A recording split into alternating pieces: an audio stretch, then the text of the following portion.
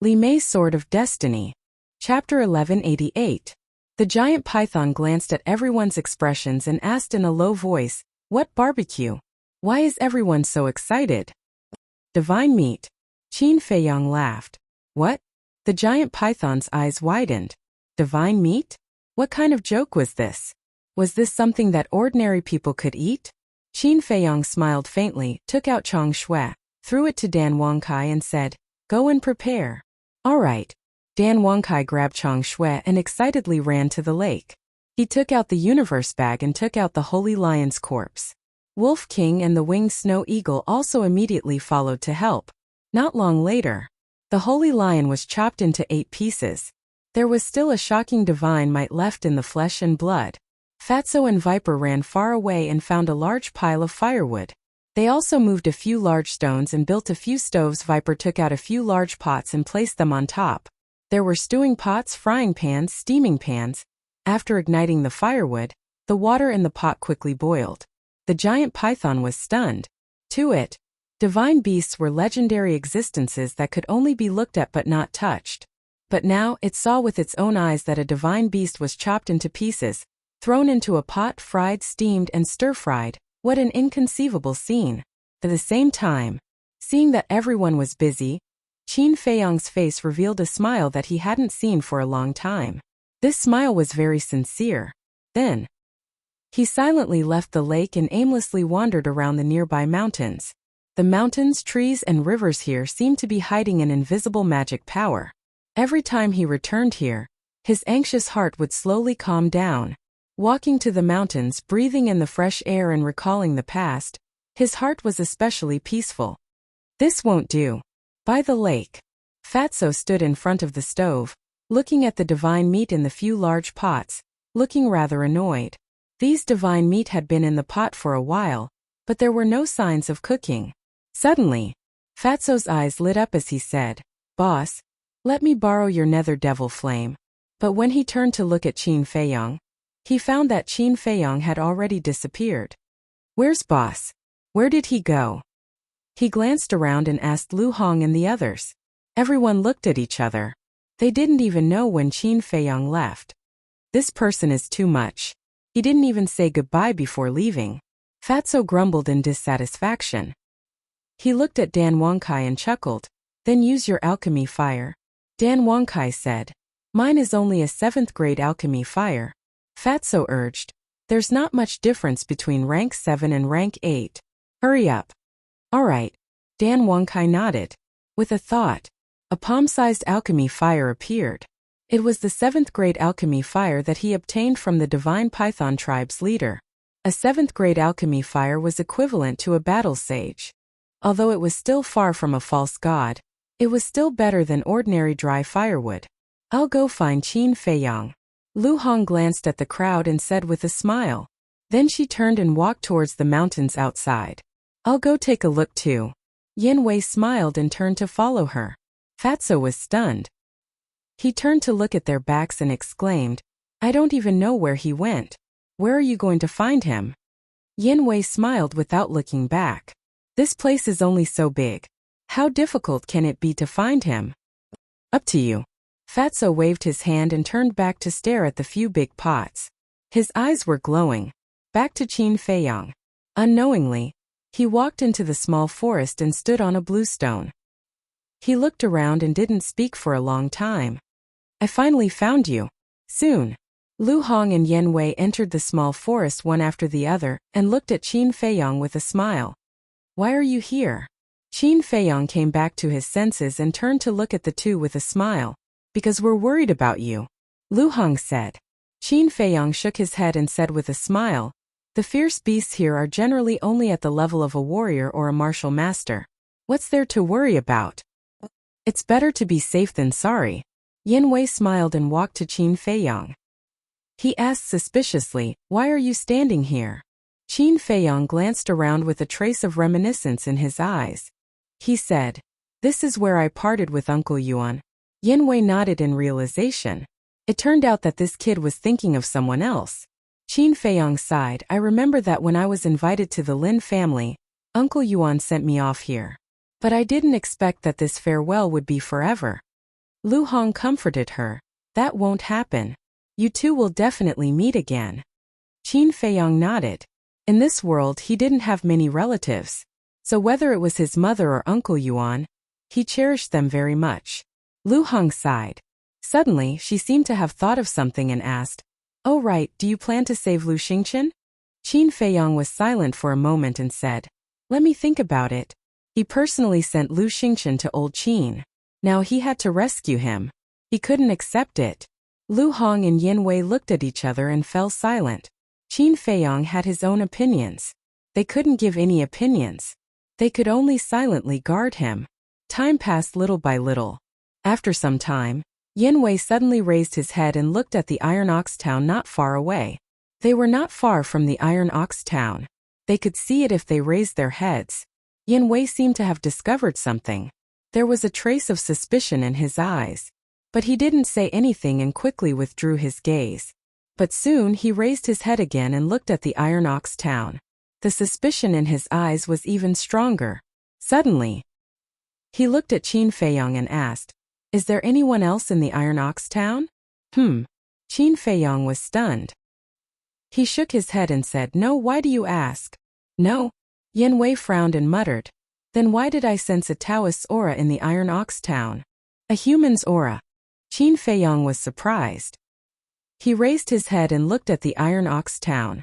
Sure enough, he was also in the Iron Ox town. He sensed a weak aura that was difficult to distinguish, but he was sure that it was a person. Whoosh! Immediately, he turned into a stream of light and rushed towards the Iron Ox town. Yin Wei and Lu Hong quickly followed. With Qin Feiyong's current speed, he only needed a few steps to enter the Iron Ox town. But when he entered the Iron Ox town, he found that there was no one here. But in a certain place he saw something familiar. He took a step forward and landed in the center of the Iron Ox town. He lowered his head and looked at the ground. The Iron Ox town had long ceased to exist. It had now become a huge tomb. And on the ground, there were 3 Buddhist incense sticks. In front of the Buddhist incense, there were 3 plates of fresh fruits and a wine pot. And there was a pile of burning paper money. Next to it there were a few footprints. Obviously, someone had been worshipping here before. Qin Feiyong shouted, "Go and find it. I want to know who was worshipping here just now." Yin Wei and Lu Hong nodded and immediately split up to search. Qin Feiyong looked at the Buddhist incense, fruits, and wine pot on the ground. His eyes flickered. Not long after, Yin Wei and Lu Hong came back. Yin Wei shook his head and said, "The aura has disappeared." "I didn't find it either." Lu Hong said, "Strange. Everyone in the Iron Ox town has been killed. Who would come here to worship?" Qin Feiyong frowned. Lu Hong said, "Could it be a villager in the Iron Ox town?" On the same day, the battle between Zhang Jin and the invincible Black Army had indeed destroyed the entire Iron Ox town. But it could not be ruled out that someone just happened to be outside and luckily escaped. "It can't be a villager in the Iron Ox town." Yin Wei shook his head. "How do you know?" Lu Hong was stunned and asked. "It's very simple. If it's just an ordinary villager, it's impossible to slip away under our eyes," Yin Wei said. "That's true." Lu Hong nodded. After sensing the aura, they immediately came to the Iron Ox town. In other words, the mysterious person who came to worship left during the time when they came to the Iron Ox town. It took them no more than 3 breaths to come to the Iron Ox town. How could an ordinary villager escape their tracking in 3 breaths of time? There was only one explanation. This person was a cultivator, and he was very strong. Lu Hong looked at Qin Feiyong and asked, "In addition to you, are there any other powerful cultivators in the Iron Ox town outside?" "Yes. Lin Luo Qianxua," Qin Feiyong said. Lu Hong said in surprise, "Could it be them?" "No. Because if it were them, they wouldn't leave without saying goodbye." Qin Feiyong shook his head. Yin Wei looked down at the footprints on the ground and said, "The key is that these footprints look like women's. The footprints of men were relatively wide, but the footprints on the ground were somewhat slender. Who could it be?" Qin Feiyong stared at the footprints and muttered to himself. Suddenly, he seemed to think of something and took out the image crystal. Buzz! Wolf King's phantom emerged. Qin Feiyong said, Come to the Iron Ox town immediately. Now, he could only rely on Wolf King's sense of smell to determine the identity of this person. Not long after, Wolf King came and asked, "Why are you in such a hurry? What happened?" "See for yourself," Qin Feiyang said. Wolf King glanced around suspiciously and soon noticed the Buddhist incense on the ground. He said in surprise, "Who burned this incense?" "I don't know. This person just left not long ago. Smell it with your nose and see if you can distinguish his identity," Qin Feiyang said. "Okay." Wolf King nodded. He closed his eyes and sniffed with force. Strange, after a long time he opened his eyes. His eyes were full of confusion. "What's wrong?" Lu Hong asked. Wolf King said, "This smell is very special. It's the body fragrance of two women." "Two women?" Lu Hong looked startled and asked, "Is it Lin Yi and Luo Qianxue?" "It's not them. Because I am very familiar with their body fragrance. I can smell it at once. And these two body fragrances, I also have a sense of déjà vu, but it feels very strange." Wolf King said. "Familiar? Strange. Isn't this contradictory?" Lu Hong frowned. Wolf King said, "Yes, it's so contradictory. That's why I said it's very special." Qin Feiyang said, "That is to say, we have seen these two women before? We must have seen them before. Otherwise, I wouldn't feel familiar." Chapter 1189. I've seen them before. They're still very strong. And they're two women. Qin Feiyang racked his brains, but he just couldn't remember such two people. Because in his memory, there was no such woman. Qin Feiyang said, "I want to wait here, you guys go back first." The two men and one wolf nodded and flew away.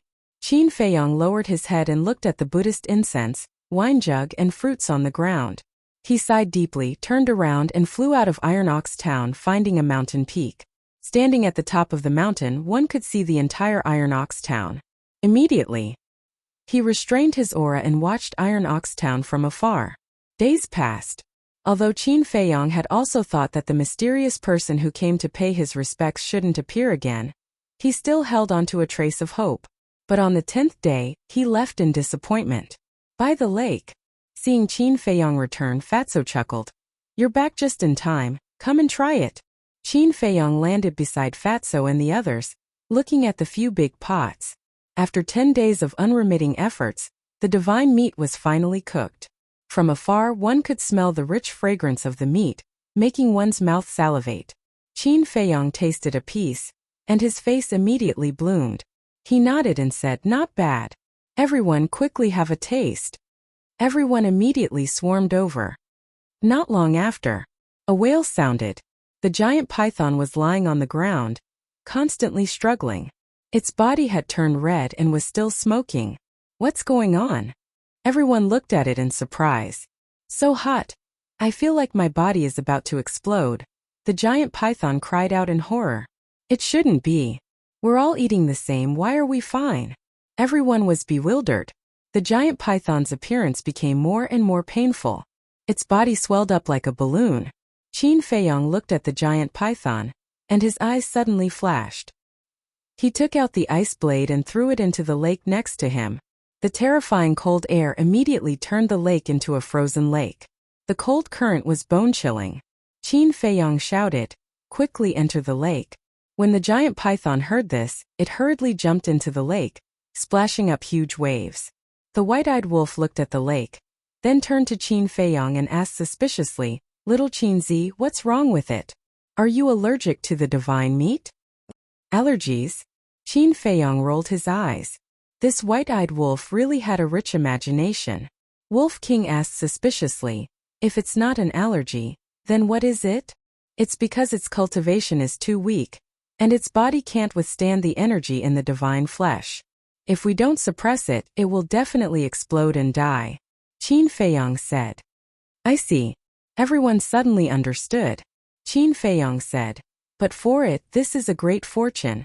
"What good fortune?" Wolf King asked. "Just wait and see." Qin Feiyang smiled mysteriously. Everyone stared at the lake, their eyes full of confusion.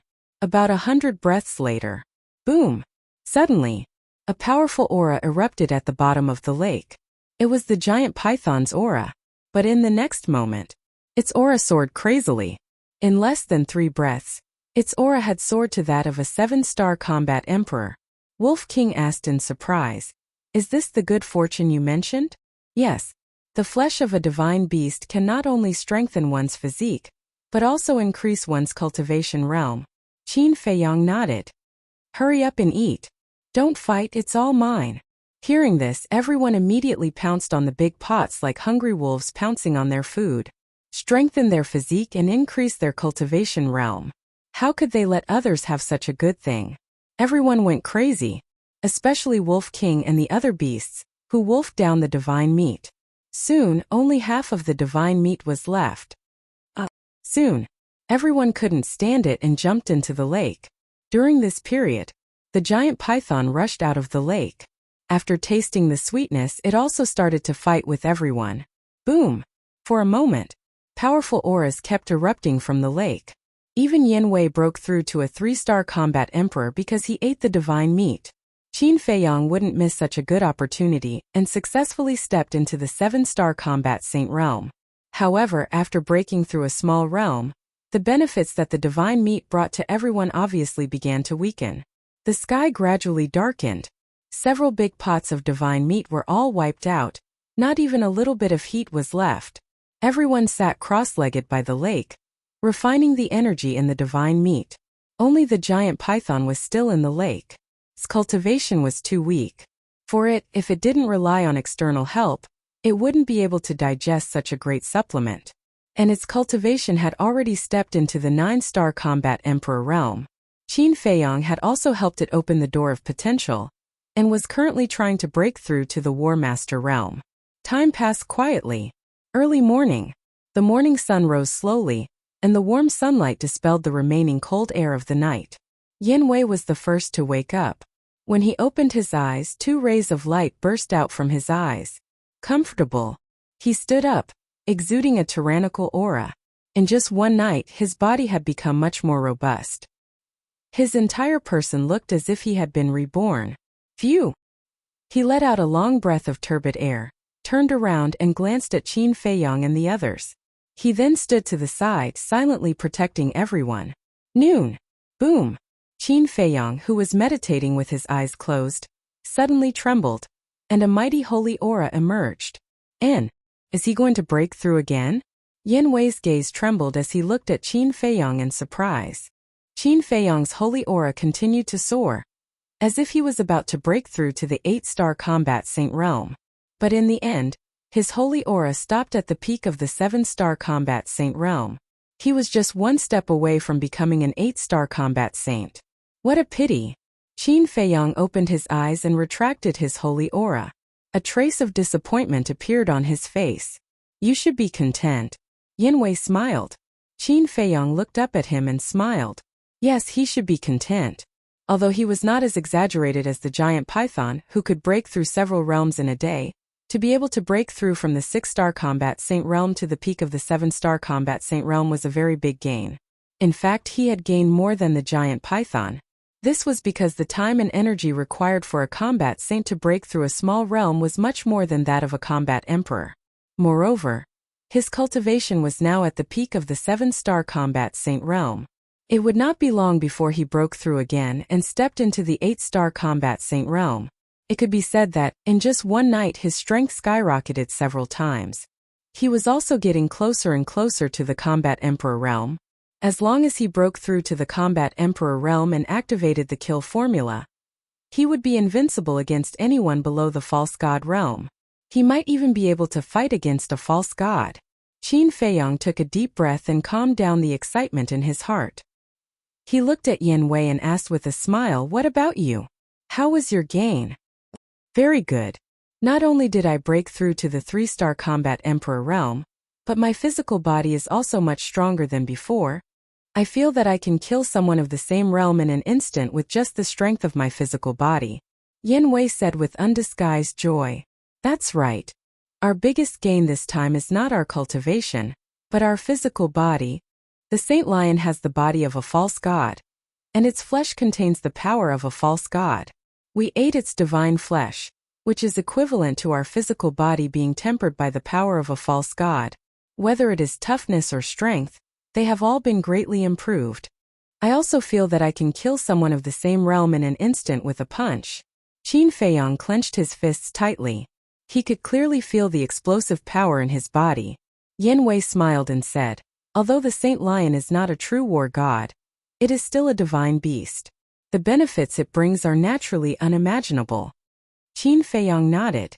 But then again, if a false god-level divine beast could bring such great benefits to everyone, how shocking would it be if it was a true war god-level divine beast? Unfortunately, a true war god-level divine beast could no longer be found in this world. Otherwise, he would really want to try. Time flew by. Viper and Dan Wangkai also woke up one after another. Viper finally broke through to the 1-star combat emperor realm. Dan Wangkai also broke through to the 2-star combat emperor realm. After that, Fatso and the white-eyed wolf also woke up one after another. Their cultivation was much weaker than Qin Feiyang, and they broke through 2 small realms consecutively. For example, the white-eyed wolf and the 2-winged snow eagle were both 6-star battle saints now. At the same time, it also showed that the white-eyed wolf's talent and potential were indeed much stronger than the 2-winged snow eagle. Because when the 2-winged snow eagle stepped into the battle saint realm, the white-eyed wolf was only a war master. In short, everyone's strength had undergone earth-shattering changes. In the end, everyone had already woken up. Only the giant python was still in the lake and had not appeared. And the lake did not have any movements. A thick layer of ice had already formed on the surface of the lake. White mist rose and cold air filled the air. Everyone stood by the lake and stared at the surface of the lake. They could not help but worry. The white-eyed wolf said, "Do you think this guy is dead? Shut your crow's beak." Qin Feiyang glared at it. Although there was no movement in the lake, the giant python's aura did not disappear. This meant that it was still refining the energy of the divine flesh. A moment later, Qin Feiyang retracted his gaze and looked at everyone. It should be a long time before it comes out. Take advantage of this time to stabilize your cultivation. Everyone nodded. Except for Lu Hong and Yan Wei, everyone else sat cross-legged on the ground and closed their eyes to cultivate. Lu Hong walked to Qin Feiyang's side and whispered, "Should we think of a way to deal with Zhang Jin?" Yan Wei said suspiciously, "We don't even know where he is now. How can we deal with him?" Qin Feiyang said, "He is in the imperial capital. With old man Qin guarding the pagoda, how can he sneak into the imperial capital?" Yan Wei was surprised. Qin Feiyang said, "Old man Qin is indeed guarding the pagoda, but don't forget, old man Qin left before. But we can't be sure that he is in the imperial capital now. After all, he went to find Lu Xingchen. When he learned that Lu Xingchen had fallen into old man Qin's hands, he would definitely leave the imperial capital immediately." Yan Wei said, "No. At first, no one knew that Lu Xingchen had fallen into old man Qin's hands except for me. Zhang Jin naturally wouldn't know. And when he entered the imperial capital and found that he couldn't contact Lu Xingchen, what do you think he would do? If it were you, what would you do in such a situation?" Qin Feiyang sneered. "What would I do?" Yan Wei frowned and said, "If it were me, I would probably leave immediately or stay to inquire about the situation. Yes, if it were anyone else, they would probably leave immediately like you. But Zhang Jin is different. He would definitely stay to inquire about the situation." Chapter 1190. Why? Yan Wei was suspicious. Qin Feiyang said, "Because of his conceit." "He is not just conceited." Lu Hong smiled coldly and looked at Qin Feiyang. "When Dong Qin confessed, she also said that he wanted to use you as a stepping stone." Stepping stone? Qin Feiyang was stunned. That's right. After following Mu Tianyang, not only did his strength soar, but his self-confidence and vanity also began to inflate. Lu Hong shook her head and sneered. Among the younger generation in the world, who dared to say that they would use Qin Feiyang as a stepping stone? This Zhang Jin really didn't know what was good for him and overestimated himself. Then let him continue to be arrogant. Qin Feiyang smiled faintly.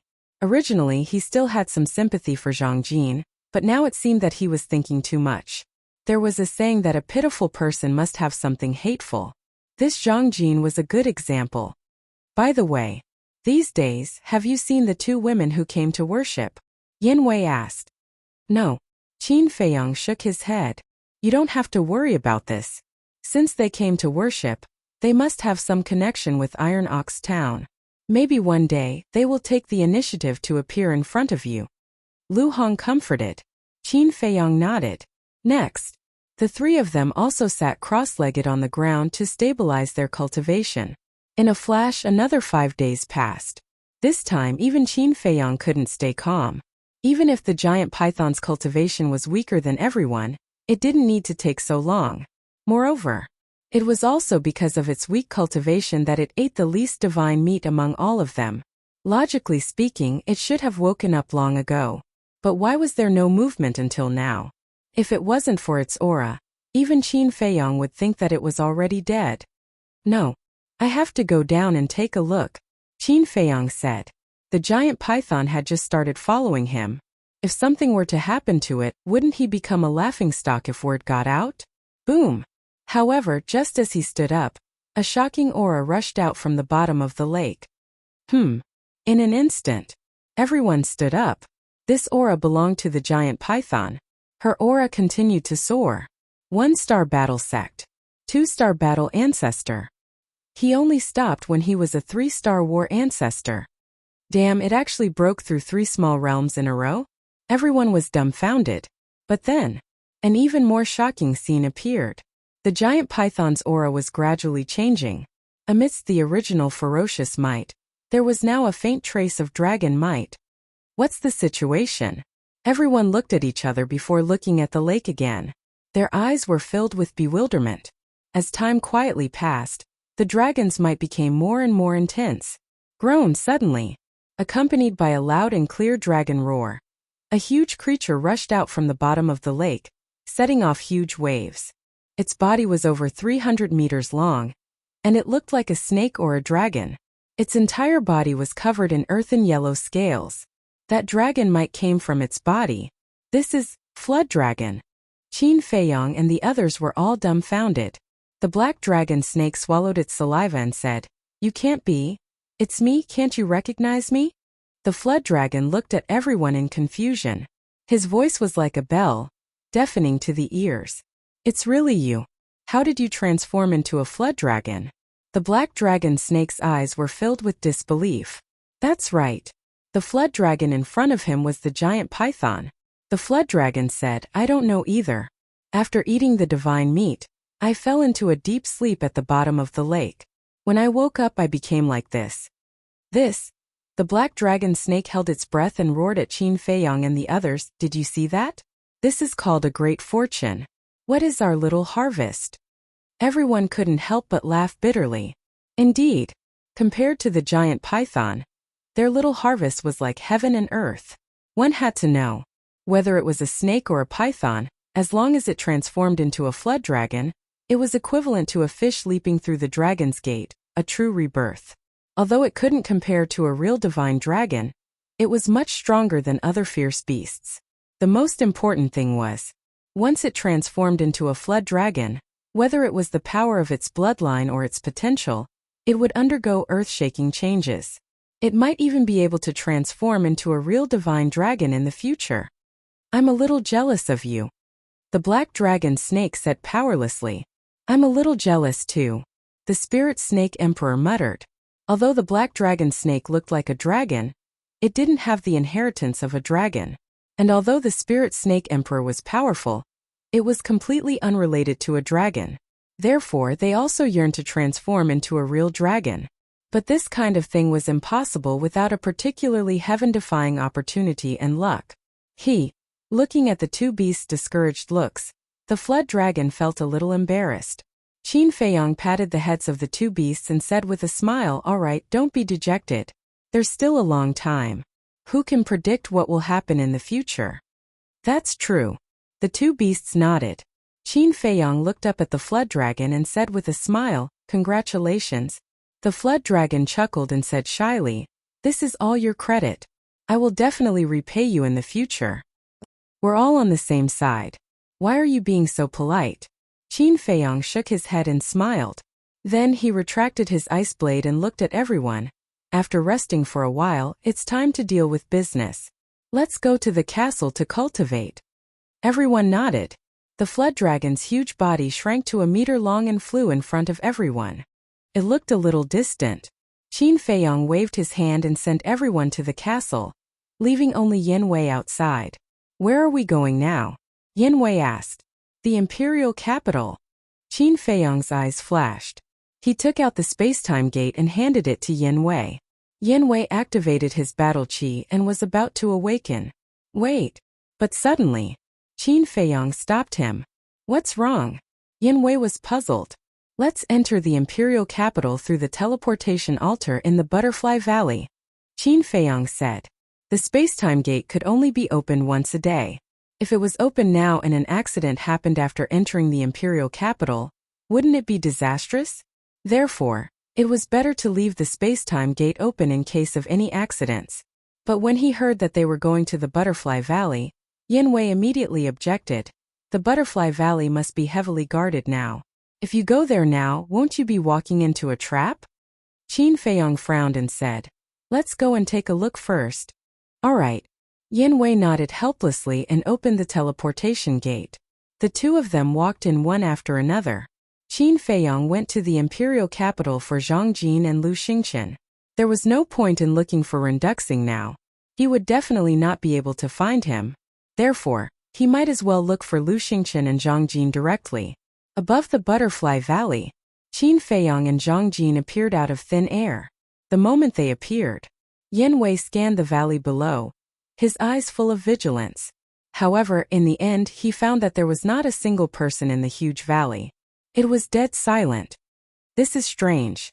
Why didn't they send anyone to guard it? Yin Wei was suspicious. Unless they send a false god, they are all here to die, Qin Feiyong said. Yin Wei was stunned and could not help laughing. He was too cautious. Indeed, over the years they killed a group of people sent by the imperial capital. In the face of such a situation, as long as the people in the imperial capital were not stupid, they would definitely consider carefully before sending people here. Whoosh! The two of them turned into a stream of light and rushed down. After a while, the two of them entered the secret chamber and stood in front of the teleportation altar. Yin Wei immediately activated his battle aura to revive the altar. When the altar was revived, he turned to look at Qin Feiyong and said, Old man Qin is no longer trustworthy, you must be careful. Qin Feiyong nodded, sent Yin Wei to the castle, and stepped onto the altar. For him, the imperial capital was now a dragon's pool and tiger's den. But sometimes, even if he knew it was a dragon's pool and tiger's den, he still had to take a trip. At the same time, pagoda. When the teleportation altar was revived, the pagoda door quickly opened. A white-haired old man stood in front of the pagoda door. It was Old Man Qin. Although he looked so calm before, he was actually very nervous. After all, Old Man Qin was not an ordinary person. The slightest flaw would be noticed. Old Man Qin waved his hand. Qin Feiyong only felt his body lighten. The next moment he appeared in a sealed secret room. The secret room was not big. It was about 100 feet wide and empty. Lu Xingqian was lying in the center of the secret room, unconscious. This is the divine prison? Qin Feiyong glanced at Lu Xingqian, then looked around the secret room, his brows tightly knitted together. The secret room in front of him was not the least bit similar to the divine prison he was familiar with. Old Man Qin said, This is not the divine prison, but the top floor of the pagoda. Only a few people can enter here and it can be isolated from the outside world. Can be considered a prison. The top floor of the pagoda? Qin Feiyong was stunned and frowned. Then why did you say that Lu Xingqian was locked in the divine prison? This old man is just testing you, said the old man. Old Man Qin said. Qin Feiyong raised his eyebrows and said, So the emperor and the state preceptor know that Lu Xingqian is also lying to me? Yes. They don't know that Lu Xingqian is in my hands. They don't know that Lu Xingqian is related to Mu Tianyang. Old Man Qin nodded. Why didn't you tell them? This time it was Qin Feiyong who was puzzled. Old Man Qin actually hid such an important matter from the emperor? It was obviously unreasonable. Old Man Qin said, Because now, I don't want them to know that I have private contact with you. Qin Feiyong said, "Is this important?" "Very important. Although I did scheme against you this time, I really don't have any ill intentions towards you. Otherwise, my murderous intent would have killed you long ago." Old man Qin sighed. Qin Feiyong frowned and said, "What exactly do you want to do?" "I want to protect the great Qin Empire. I can't see through the state preceptor, so I have to be wary of him. And you, although you are indeed protecting the great Qin Empire now, I can't guess or see what you are thinking, so I have to be wary of you. This is why I lied to you." Old man Qin said. "Protect the great Qin Empire," Qin Feiyong murmured. Putting aside the prejudice of the past, this person was indeed an old man worthy of respect. But was he really trustworthy? Qin Feiyong said, "What about the emperor? I can understand why you didn't tell the state preceptor, but why did you hide it from him?" Old Qin pondered for a moment before he let out a long sigh and said, "I've watched your father grow up, so I know him very well. However, I've slowly noticed that he has changed during these years." "He has changed?" Qin Feiyong snorted coldly. Old man Qin shook his head and said, "The change I'm talking about is not in his emotions, but his personality." "Personality?" Qin Feiyong was surprised. "Yes.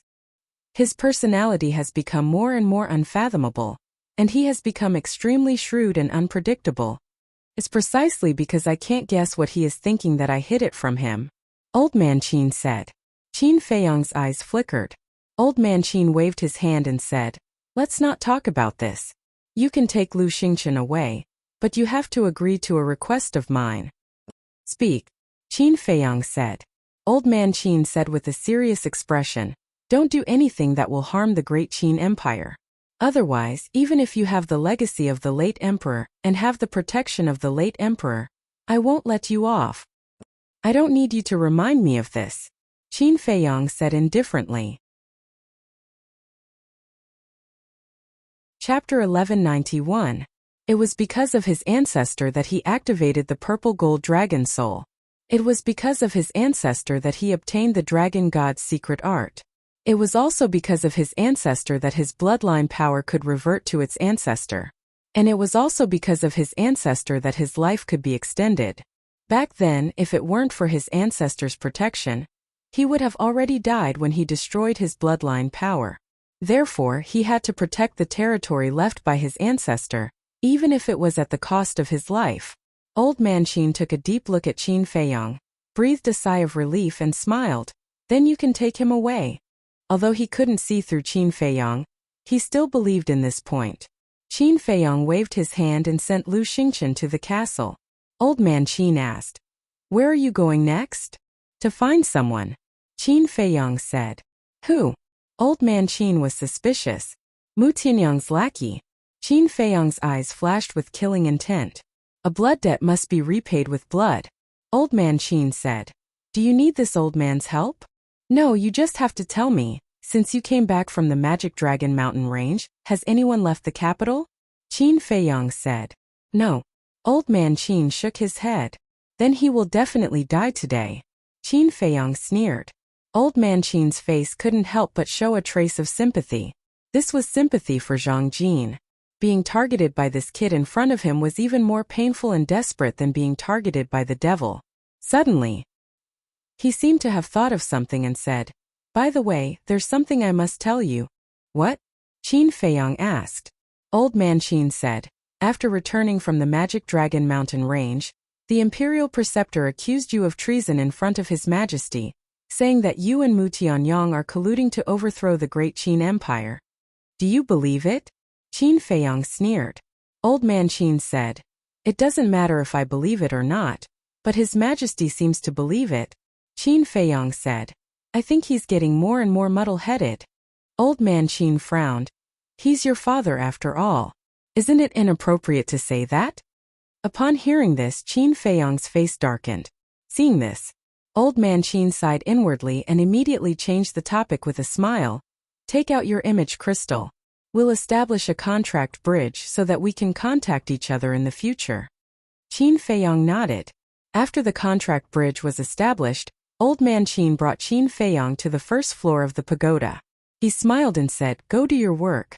If you need any help, don't hesitate to let me know."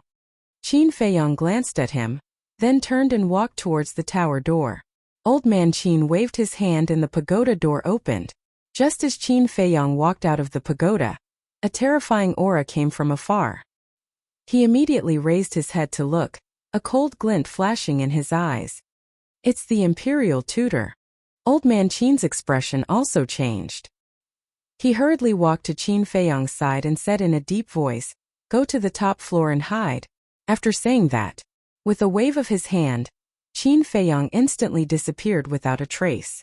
Not long after, an old man in white broke through the air and landed on the square in front of the pagoda. Who else could it be but the state preceptor? Old man Qin smiled calmly and asked, "State preceptor, where are you going?" "Nowhere." The state preceptor was also full of smiles. Old man Qin asked suspiciously, "Then what are you doing here? Don't tell me you're here to enjoy the scenery. There's nothing to see here." "I'm busy every day. How can I have time for such boring things? I'm here this time with His Majesty's imperial edict," the state preceptor said. "What imperial edict?" Old man Qin frowned. The state preceptor smiled and said, "His Majesty orders you to go to the spirit state and guard the Butterfly Valley." "Impossible," Old man Qin immediately said. "See for yourself." The state preceptor waved his hand, and an imperial edict fell into Old man Qin's hand. Old man Qin opened the imperial edict and looked at it. His face instantly darkened. He looked up at the state preceptor and asked, "Why do I have to go?" "I have no choice. Qin Feiyang's strength is getting stronger. If we continue to send the invincible Black Army and the Kirin Army to the spirit state, we will only die in vain. So I have to trouble you, the famous false god," the state preceptor said. Old man Qin said angrily, "I'm not the only false god in the imperial palace. You and those old monsters are the same. Why don't you all go? But I have to go. Those old monsters have all entered a state of self-sealing. His Majesty naturally can't let them go. As for me, I have to deal with all the trivial matters in the godly palace. I can't leave, so I have to let you go," the state preceptor said. Old man Qin said in a deep voice, "What about the pagoda? Who will guard it?" The state preceptor laughed and said, "Do you remember Zhuge Nanhua? Although he's not as strong as you, he's still a 9-star combat emperor. It's not a problem for him to guard this pagoda." "Zhuge Nanhua." Old man Qin's eyes flickered. The state preceptor said with a smile, "Get ready. We'll go to the spirit state tomorrow. If you meet Qin Feiyang there, don't let him run away. Otherwise, your reputation as a false god will be ruined." Then he turned around and left. After watching the state preceptor leave, Old man Qin looked down at the imperial edict. With a glint in his eyes, he turned around and entered the pagoda, landing on the top floor. "What is the state preceptor doing here?" Qin Feiyang asked. "See for yourself." Old man Qin threw the imperial edict to Qin Feiyang. Qin Feiyang caught the imperial edict and looked at Old man Qin suspiciously. He opened the imperial edict and smiled. "I didn't expect them to think that I'm so important. They want me, a false god, to guard the Butterfly Valley just to deal with you. Do you think you're so awesome? You think you're special?" Old man Qin said angrily. "Don't you think so?" Qin Feiyang retorted. Old man Qin rolled his eyes at him with an irritated expression. Qin Feiyang smiled. "Actually, this is a good thing. I often go to the Forgotten Continent. With you around, it'll be more convenient." "Of course I know that. What I'm worried about is that if I'm not in the imperial capital, the state preceptor will be even more lawless. Because no one can suppress him," Old man Qin said. Qin Feiyang said, "Aren't there other false gods? They're all sealing themselves. They won't care about what happens outside. Unless it's like last time when you brought 2 false gods to the imperial capital. Most importantly, the person who will guard the pagoda is Zhuge Nanhua." Old man Qin rubbed his temples. He had a headache. "Zhuge Nanhua?" Qin Feiyang frowned. This name sounded familiar. Old man Qin said, "Don't you remember? Zhuge Nanhua is Zhuge Mingyang's great-grandfather. He's also the hall master of the Law Enforcement Hall." "So it's him." Qin Feiyang was enlightened. "This person's cultivation is also very strong. I heard that he has reached the peak of the 9-star combat emperor realm. He's only one step away from the false god realm. But that's not the point. The point is that he's the state preceptor's confidant. Old Man Qin said. What? He's also the state preceptor's confidant. Qin Feiyong was surprised. That's right. I've investigated all the people around the state preceptor. On the surface, they seem to be loyal to the emperor, but in reality, they're all loyal to the state preceptor. The state preceptor's wings are fat now.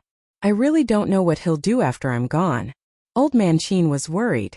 Qin Feiyong's eyes flashed and said, Don't worry and go to the Butterfly Valley. I'll investigate the state preceptor.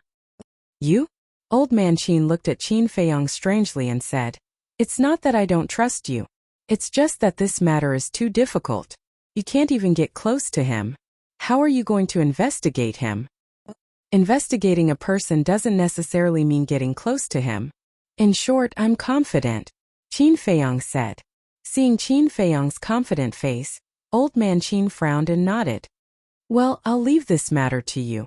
Qin Feiyong nodded and said, Send me out. Old Man Qin brought Qin Feiyong directly to the square in front of the pagoda. Qin Feiyong waved his hand and opened the portal. There's one more thing. I want to remind you. Don't cause trouble in the imperial capital in the future. Because not only are there other false gods hiding in the imperial capital, but there's also a powerful divine artifact.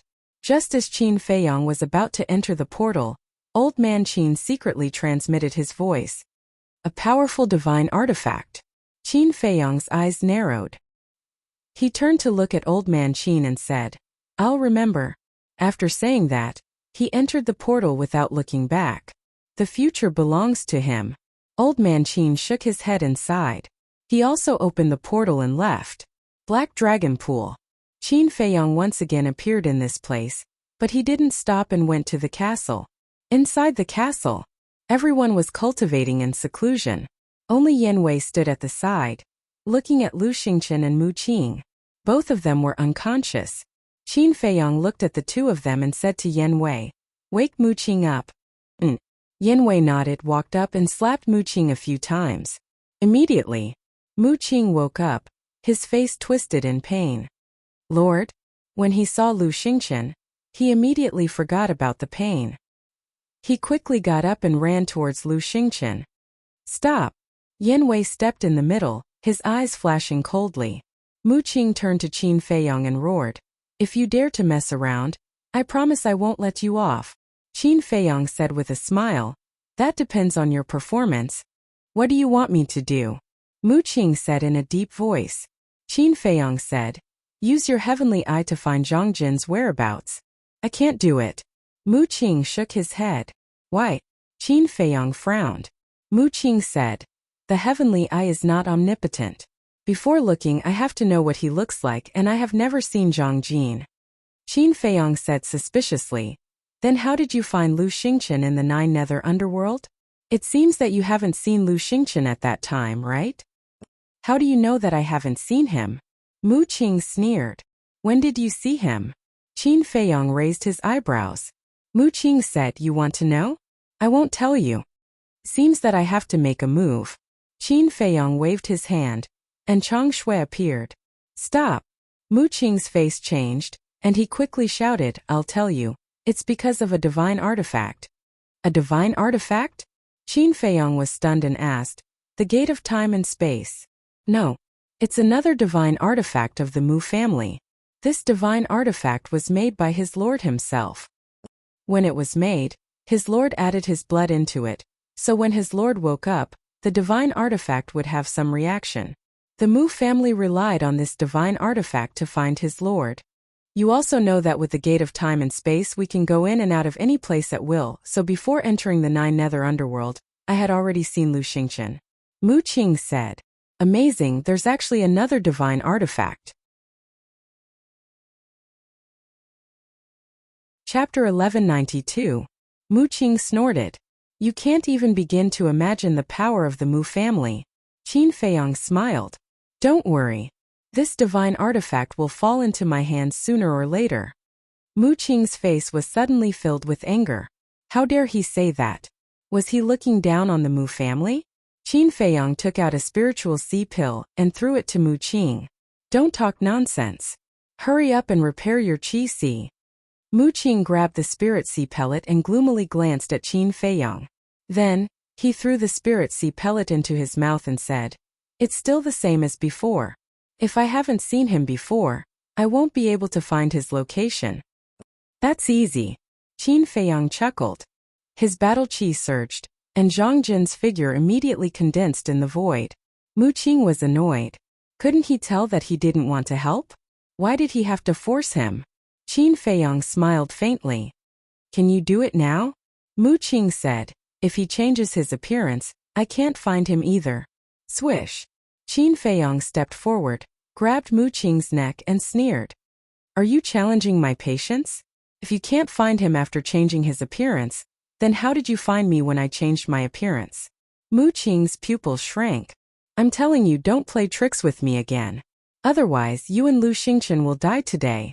Qin Feiyang smiled coldly, let go of Mu Qing and left the castle. Black Dragon Pool. The mountain range stretched up and down, and all kinds of fierce beasts ran rampant in the mountains. Qin Feiyang rose into the air and landed on the cliff of a mountain, looking down at the mountains below. Every time he entered the imperial capital, he would come here.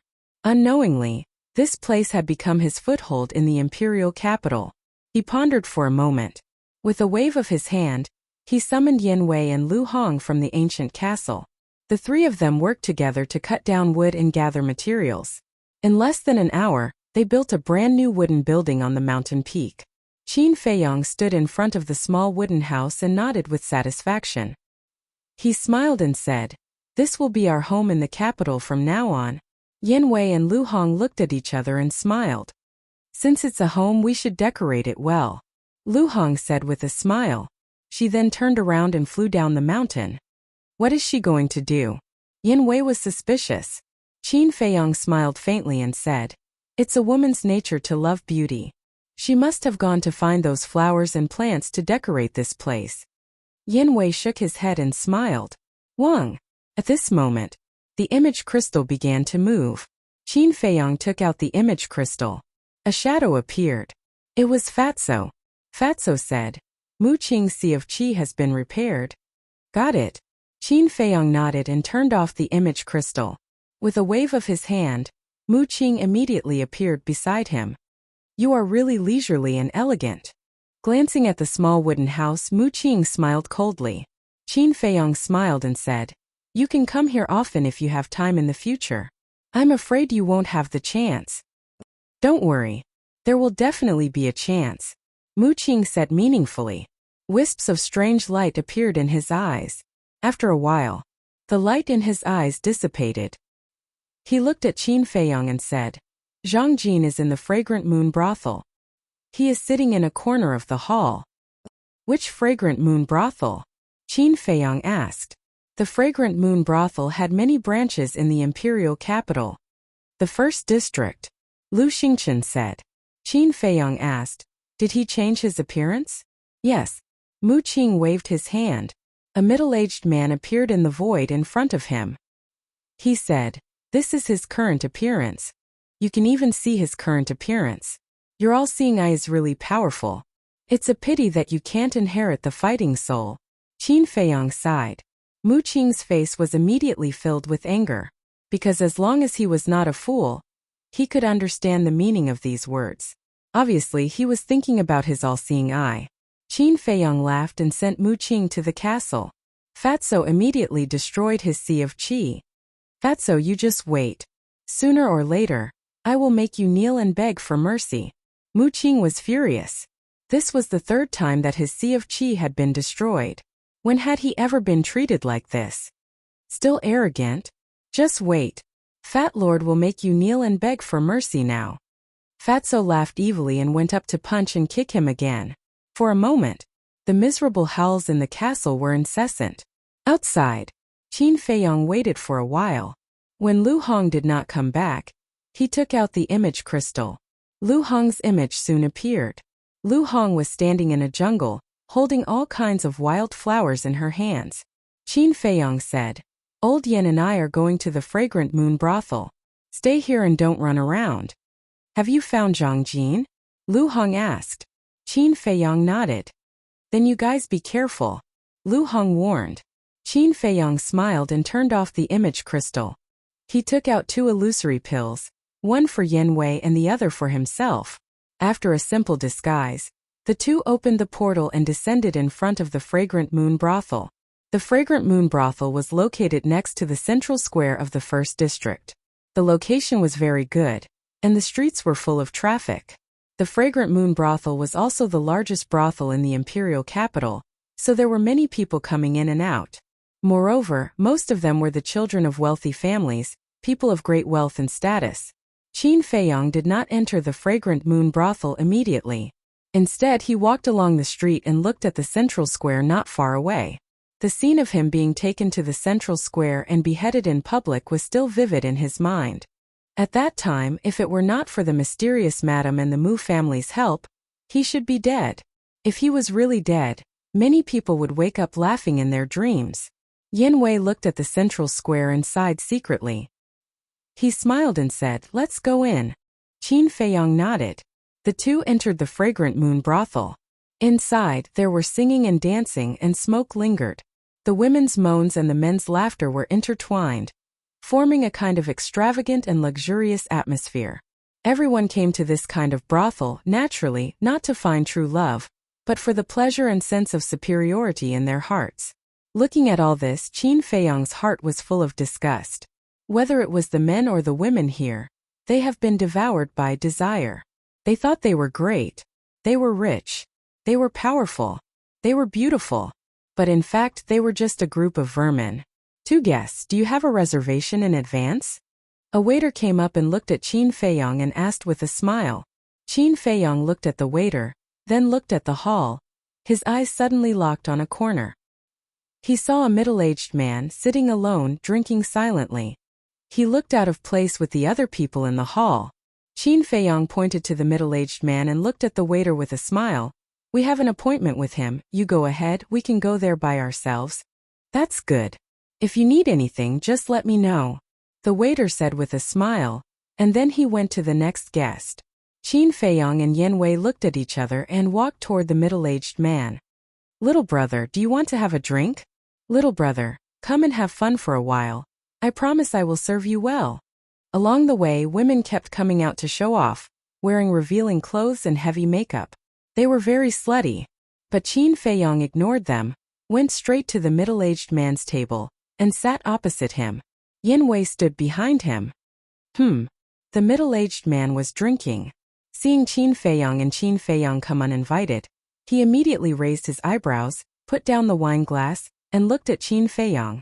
"Are you in the wrong place?" Qin Feiyang said with a smile, "This hall is already full. Brother is the only one here, so I came over to make do. I won't disturb you, will I?" "Make do?" The middle-aged man's face twitched and he said, "It's not to the extent of disturbing, but I don't like to sit with strangers. Please find another place." "Brother, you are really a cold person. However, regarding Lu Xingchen, I wonder if you're interested in knowing more about him?" Qin Feiyang chuckled. The middle-aged man stood up suddenly, and a cold light flashed in his eyes. "Don't get excited. This is Imperial City. It won't be good for you if you attract the attention of others, right, Zhang Jin?" Qin Feiyang said with a smile, his eyes full of mockery. Zhang Jin's pupils constricted, and he returned to his seat, sending a voice transmission. "Who are you? Why do you know so much?" "Who am I?" Qin Feiyang smiled playfully and said indifferently, "You should be able to guess." Zhang Jin frowned and sized up Qin Feiyang. All of a sudden, his eyes trembled, and he thought to himself, "You are Qin Feiyang? Are you surprised? Are you surprised?" Qin Feiyang chuckled.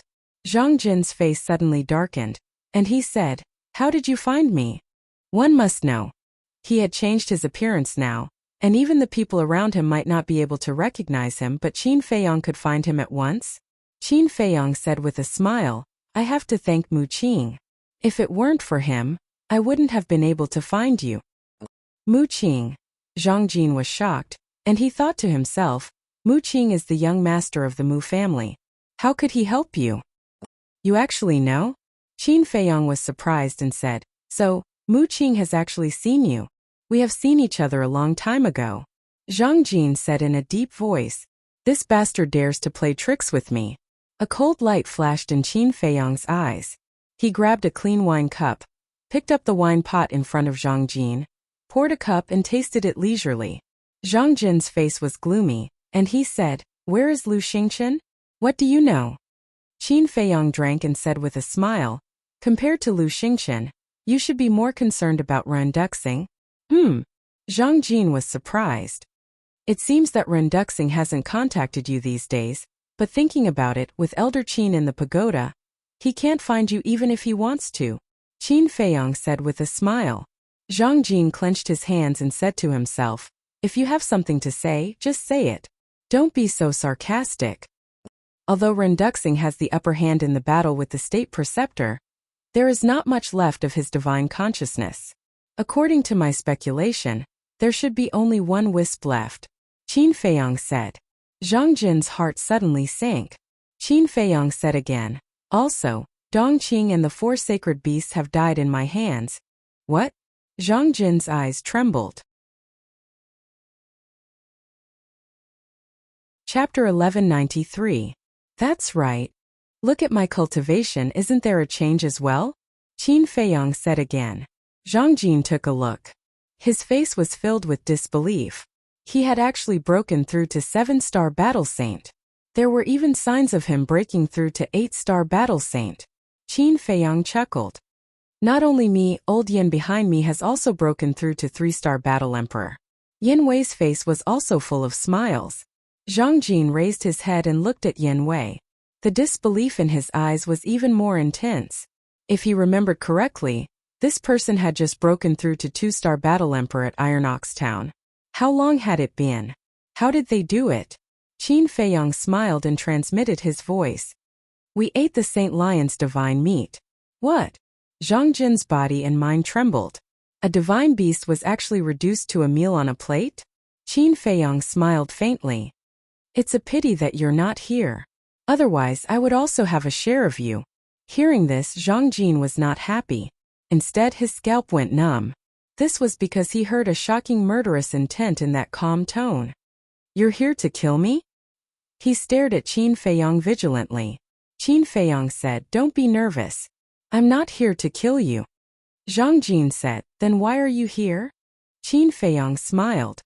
I'm here to see you commit suicide. I don't think I need to do anything in this situation.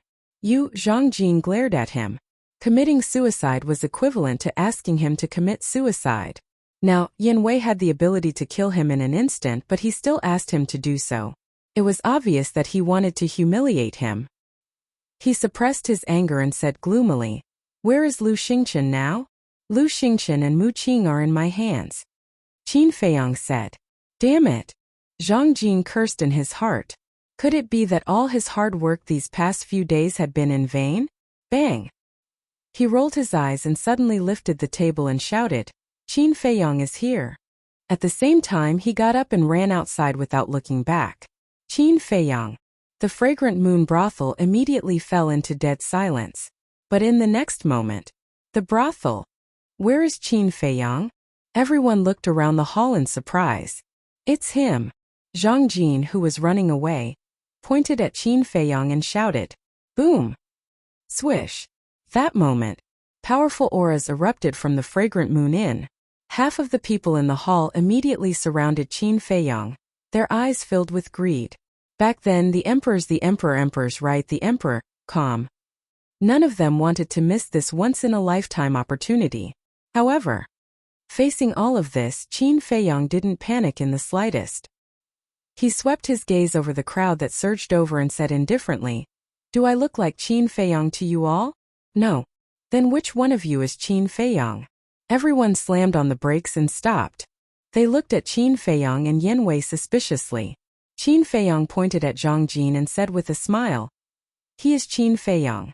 Just now he was a thief crying thief. Swish. In an instant, everyone looked at Zhang Jin in unison. At this moment, Zhang Jin had already fled to the entrance. When he heard Qin Feiyang's words, He almost spat out a mouthful of blood. A thief crying thief? Was there a mistake? He was Qin Feiyang. How could he say such words in such a dignified manner? Was he shameless? But now, he did not dare to stay for a moment. He ran out of the Fragrant Moon restaurant as if he was running for his life. Qin Feiyang said with a smile, "Did you see that? He is guilty," and ran away directly. "Catch him and you can become a duke." "Hurry up and chase him," Yin Wei shouted. "Hurry up and chase him." A group of people immediately rushed to the door. "Wait, we haven't paid the bill yet." Several waiters blocked the door, looking very anxious. "Get lost." But at this time, who was in the mood to pay the bill? The few people who rushed to the front directly punched the waiters away. A group of people rushed out of the Fragrant Moon restaurant. Qin Feiyang and Yin Wei looked at each other and smiled. They also got up and walked out of the Fragrant Moon restaurant. "Qin Feiyang is there. Stop him. Don't let him escape." A young man in purple found Zhang Jin in the crowd and suddenly roared, alarming the people on the street. "What? Qin Feiyang? Who is Qin Feiyang?" Everyone was bewildered. "It's him." Someone pointed at Zhang Jin and roared, "Don't run." A few big men standing near Zhang Jin immediately pounced on him. The strength of these people was only at the level of a war master. "Get lost." Zhang Jin was extremely violent. With a palm strike, battle chi roared in all directions. Boom! Ah! Not only did those big men die on the spot, but the surrounding buildings also collapsed. The streets were in a mess. It was very lively, but there were too many people around. Another group of people rushed forward crazily. Zhang Jin was anxious and angry and roared, "I am not Qin Feiyang, that person just now is, please believe me. Since you are not Qin Feiyang, then why are you running?" In the crowd, Yin Wei coldly snorted and shouted, "Don't talk nonsense with him, quickly catch him and become a marquis." Upon hearing the two words marquis, everyone's eyes turned red. "Bastard!" Zhang Jin cursed and opened a teleportation gate. However, just as the teleportation gate opened, it was shattered by the few people at the front. "You're courting death." Zhang Jin was enraged. The emperor's might roared out, imprisoning all directions. Following closely, with a wave of his hand, the battle chi turned into tens of thousands of strands.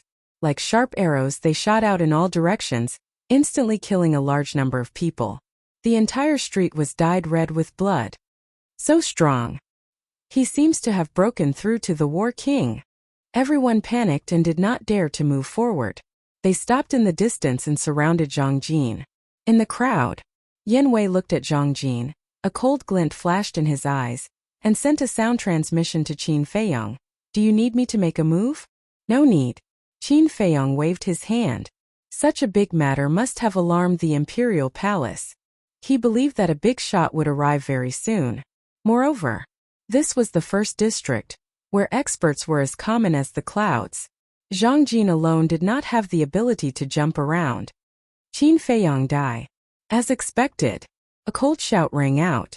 A middle-aged woman with a plump figure walked out from the crowd, ignoring Zhang Jin's emperor's might, and walked towards him step by step. Zhang Jin's pupils shrank. "Be sensible, don't force us to make a move." Another man in black walked out from the other side of the crowd, his entire body emitting a powerful emperor's might. "You won't be able to escape today." After the two of them, one after another appeared. Finally, there were over 100 people walking towards Zhang Jin. These people all had the cultivation of a one-star war king. There were even two two-star war kings. It's just a street. And there are actually so many war kings hidden? Yin Wei's pupils shrank, his eyes filled with fear. Qin Feiyang said, "That's why, don't underestimate the imperial city. Especially the imperial city. The experts hidden here will make you feel despair." Zhang Jin glanced at the middle-aged woman and the others and shouted hysterically, "I've already said I'm not Qin Feiyang, why don't you believe me?" The man in black sneered. "If it were me, I wouldn't take the initiative to admit it." "Stupid. Ignorant idiot." Zhang Jin was flustered and exasperated. Boom. However, what responded to him was the anger of the man in black and the others. They all released their emperor's might and pounced towards Zhang Jin. This was over 100 emperor's might. Moreover, there were two star war kings emperor's might, and Zhang Jin was only a 1-star war king. Poof! With a loud bang, Zhang Jin spurted out blood on the spot.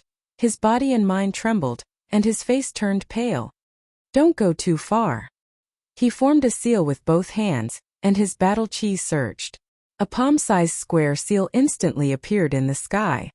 Mountain-shattering seal. With a loud roar, the square seal soared into the sky and expanded in the wind. In the blink of an eye, a square seal that was hundreds of feet tall appeared, and its terrifying aura shook the sky. Following closely, Zhang Jin turned into a stream of light and rushed into the sky like lightning. Standing above the square seal, he raised his hand and pressed down. Boom! The square seal suddenly sank, and with a monstrous ferocious aura, it suppressed the man in black and the others below. Perfect battle art.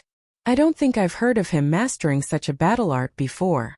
Every time he returns, his strength and methods will soar by a large margin. This child really can't be underestimated. Everyone discussed in low voices. The man in black and the others' expressions were also extremely heavy. This square seal was not a threat to them. What worried them was the divine art. Because now everyone in the imperial capital already knew that Qin Feiyang had mastered several powerful divine arts. The middle-aged woman said, "The people from the imperial palace will definitely be here soon. We just need to delay him." The others nodded and began to perform their battle arts. There were perfect battle arts. There were superior battle arts. For a time, the place was filled with howling winds, and battle chi rolled in all directions. Kill! Hundreds of battle arts rushed into the sky like a meteor shower, continuously bombarding that square seal. The rumbling sound was deafening. Waves of destructive battle fluctuations surged and pounced in all directions. Quickly retreat. When the spectators in the distance saw this scene, they immediately turned around and fled. But there were also people who could not escape. They were swept away by the air wave, torn to pieces, and blood stained the sky. A large portion of the buildings below had been destroyed. Gotcha! All of a sudden, that square seal shattered. Zhang Jin was so angry that blood spurted wildly, and like a meteorite, he flew out. Qin Feiyang die. Another unfamiliar burly man rushed out of the crowd, rushed in front of Zhang Jin like lightning, and punched Zhang Jin's chest. Zhang Jin screamed in pain. His blood-stained body, like a cannonball, shot into the sky. This punch was fatal. It had directly shattered his heart. Haha. Qin Feiyang is mine. The Marshal Marquis position is also mine. None of you can take it away. The burly man glanced at the black-clothed man and the others, and then rushed towards Zhang Jin excitedly. He had been here since early in the morning, but he knew that if he went out early, he would definitely not be able to snatch it from others, so he had been hiding in the crowd, waiting for an opportunity to make a move. Bastard!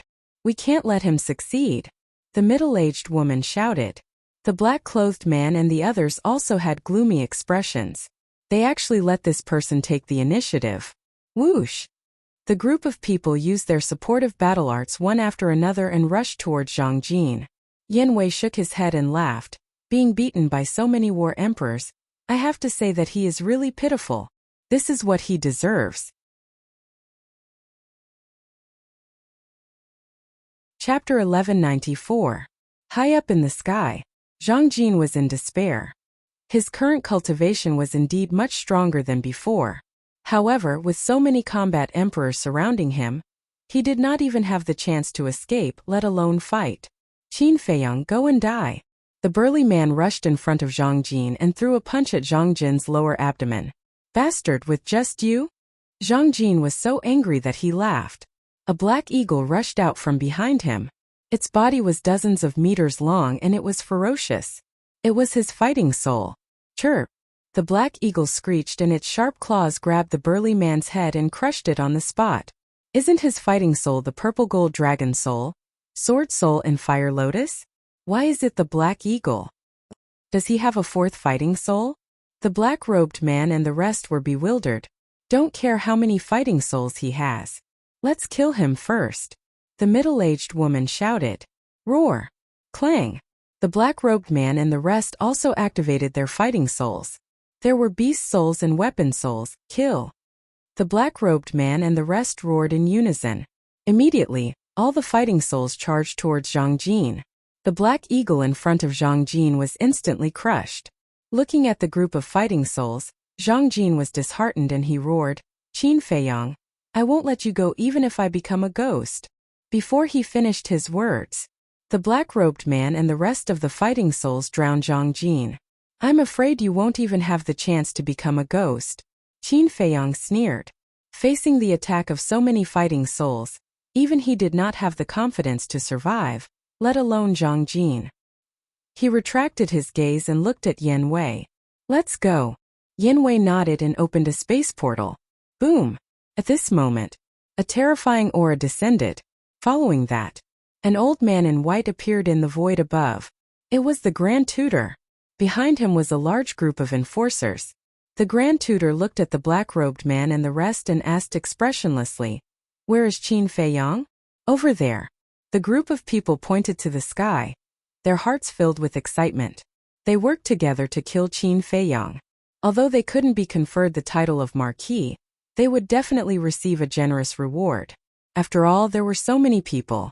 If they were all conferred the title of Marquis, wouldn't the imperial capital be in chaos? The imperial preceptor raised his head and saw a badly mutilated corpse falling from the sky. Originally, he was quite happy, but when he saw Zhang Jin's corpse, his face sank. The man in black smiled obsequiously and said, "Lord Imperial Tutor, what are you going to reward us with?" The others did not want to be outdone and began to claim credit. "Reward?" The state preceptor was instantly enraged. He roared, "Look carefully. Is he Qin Feiyang?" The black-clothed man and the others were stunned. They raised their heads and looked at Zhang Jin's corpse. One's appearance can change, but the power of one's bloodline will never change. Qin Feiyang's blood is purple gold dragon blood. But the blood on this person's body, open your eyes wide and look carefully. Is it just ordinary blood? The imperial preceptor shouted in anger. Purple gold dragon blood. The eyes of the black-clothed man and the others trembled. It was only at this moment that the people in the city below came to a sudden realization. That's right. Qin Feiyang's blood is purple gold dragon blood. And his blood is purple gold. And this person's blood is normal, which means that he is not Qin Feiyang. Then who is the real Qin Feiyang? It's the two people just now. Find them quickly. They must still be here. The people roared again and looked around. At the same time, in the crowd, Qin Feiyang coldly glanced at the imperial preceptor, then turned around and entered the portal with Yan Wei without looking back. They are here. Just as they entered the portal, someone next to them discovered them and immediately shouted. Everyone looked over, including the imperial preceptor and the law enforcers. As soon as he saw that Qin Feiyang had entered the portal, the black-clothed man immediately shouted, "One of them must be Qin Feiyang, stop them quickly." Hearing this, the people around immediately activated their battle chi and blasted it toward the portal. The imperial preceptor and the law enforcers also moved and rushed toward the portal like lightning. Humph! Yin Wei's cold snort sounded in the portal. Immediately after, a burst of Emperor's aura roared out, and the battle chi that surged from all directions instantly dissipated. "Old bastard, I'm sorry, you're a step too late again. Remember to come earlier next time." Qin Feiyang's voice filled with ridicule sounded from the teleportation gate. Then, Qin Feiyang and Yin Wei's figures disappeared in the portal. All of this happened in an instant even though it seemed slow. The imperial preceptor rushed over and smashed the portal with a palm. But after waiting for a long time, he did not see Qin Feiyang and Yin Wei appear, and his face gradually darkened. "Lord, don't worry. Although we haven't caught him yet, at least we've confirmed that he's in the imperial capital. As long as he's in the imperial capital, he won't be able to escape." A law enforcer said respectfully. "Won't be able to escape," the imperial preceptor muttered to himself, and his face became more and more ferocious. Suddenly, he slapped the law enforcer's face and said angrily, "Since you're so capable, why is he still at large? Lord, please spare my life." The law enforcer immediately knelt on the ground. The imperial preceptor glanced at him coldly, then looked at the other law enforcers and said, "Do you all think so too?" Everyone lowered their heads and was incomparably nervous. I'll repeat it again. Don't underestimate Qin Feiyong anymore. He's no longer the 14th prince of the past. The current him is strong enough to crush all of you into pieces. So, it's best not to be arrogant and think that you can easily catch him, understand? The Imperial Preceptor roared. The group of law enforcers trembled and said respectfully, "We'll remember." A bunch of idiots. The Imperial Preceptor snorted, flicked his sleeves, and rose into the air, disappearing from everyone's sight. At this moment, the group of law enforcers heaved a sigh of relief. We didn't even notice such an important piece of information like the purple gold dragon blood. How careless. Yes, at that time we were blinded by desire and made a big fool of ourselves. It's okay to make a fool of ourselves, but I'm afraid that the Imperial Preceptor will vent his anger on us. Then we'll be in big trouble. The man in black and the group of law enforcers looked at each other, feeling bitter in their hearts. Black Dragon Pool. Above the small wooden building, Qin Feiyong and Yin Wei appeared out of thin air. When they looked down, the two of them were stunned on the spot. They had not left for long, but now the mountain peak had changed greatly. Originally, this mountain peak, except for the small wooden building, was overgrown with shrubs, rocks, and weeds. But now, these were all gone. Instead, there was a fragrant garden. Those rocks were also used reasonably, piled up into rockery, standing on the mountain peak in picturesque disorder, which was quite ornamental. In short, now this mountain peak had become a private back garden. At this moment, Lu Hong was still busy sweating profusely. There was also a large pile of unplanted wildflowers next to her. Lu Hong, this child is really good to you. She knows that you can't live here for a long time, but she still does her best to take care of it, Yin Wei said with a smile. In terms of age, he was indeed qualified to call Lu Hong a child. Qin Feiyong said, "I'll remember all the good she has done for me." Not only do you have to remember, but you also have to take action, Yin Wei said with a smile, with a rather ambiguous expression. When did you become so gossipy? Qin Feiyong looked at him with dissatisfaction.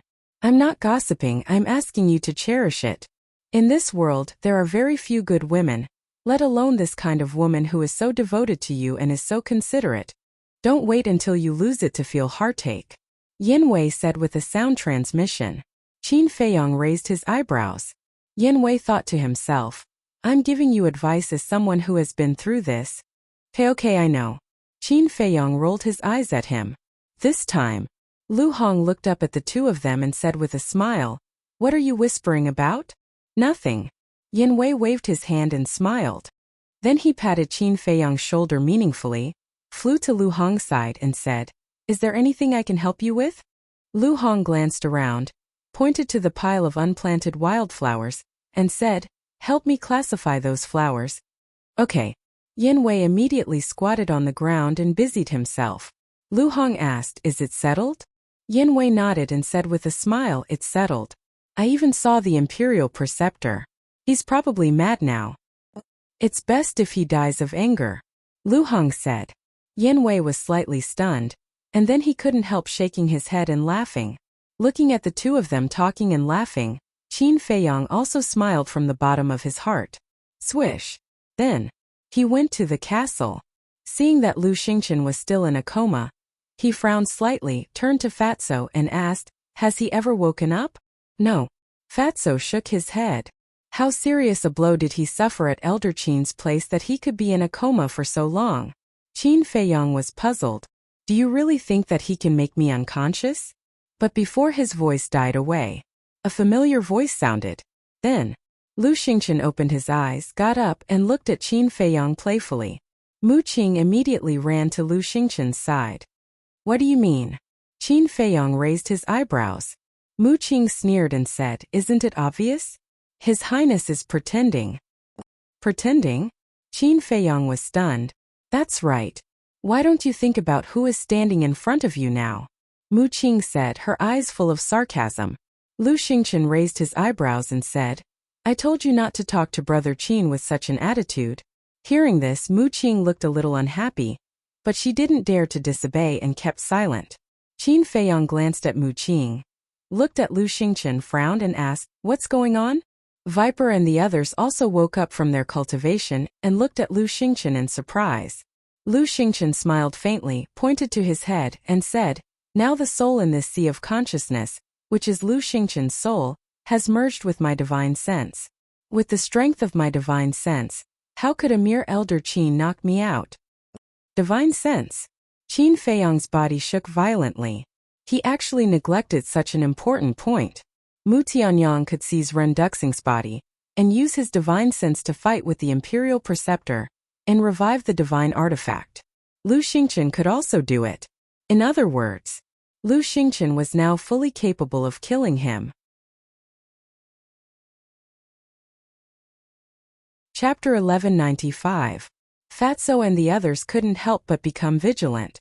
This was because Lu Xingchen's divine sense could kill all of them as easily as blowing off dust. Don't be nervous. If I really wanted to kill you, I would have done it long ago. I wouldn't have waited until now. Lu Xingchen smiled faintly. Qin Feiyang motioned for Fatso and the others to continue cultivating. Then he left the castle with Lu Xingchen and Mu Qing. Although Lu Xingchen said that he had no malicious intentions, leaving Lu Xingchen in the castle was still a threat. Seeing Qin Feiyang appear with Lu Xingchen and Mu Qing, Yin Wei and Lu Hong couldn't help but be slightly stunned.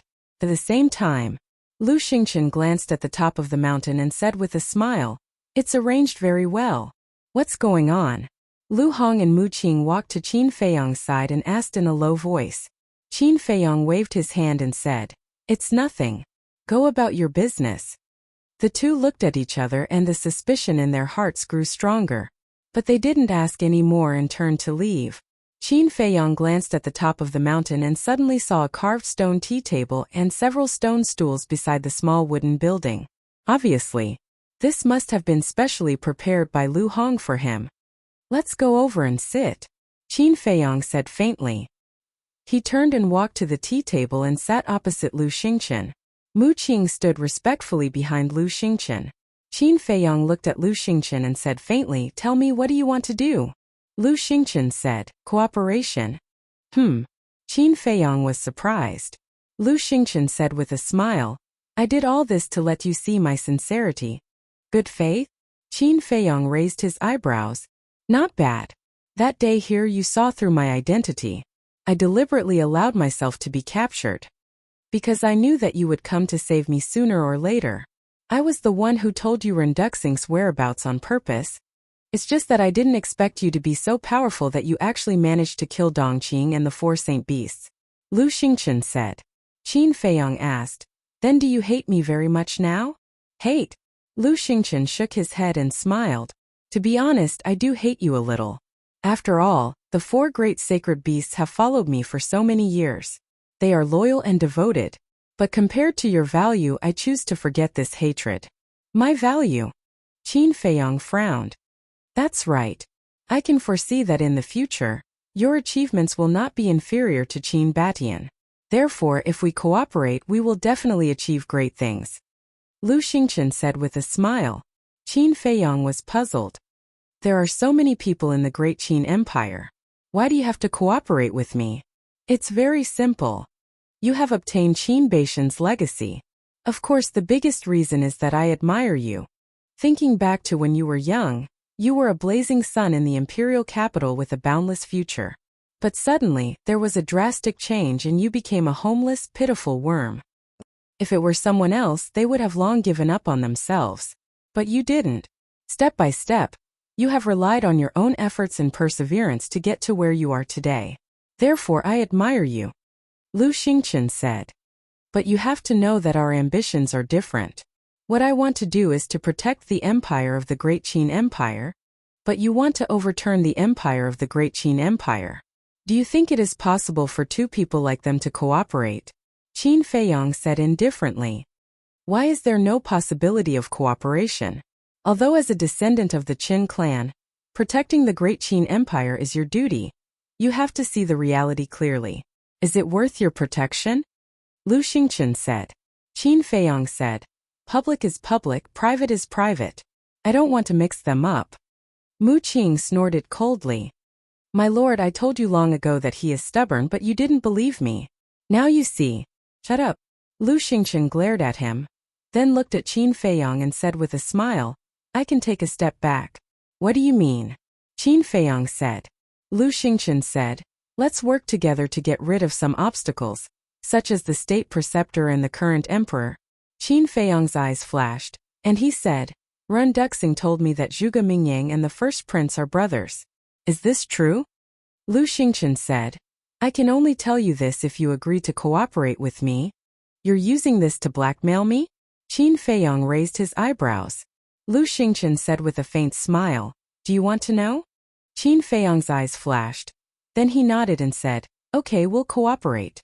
But our cooperation is only to get rid of those obstacles. Isn't that a win-win situation? Lu Xingchen smiled.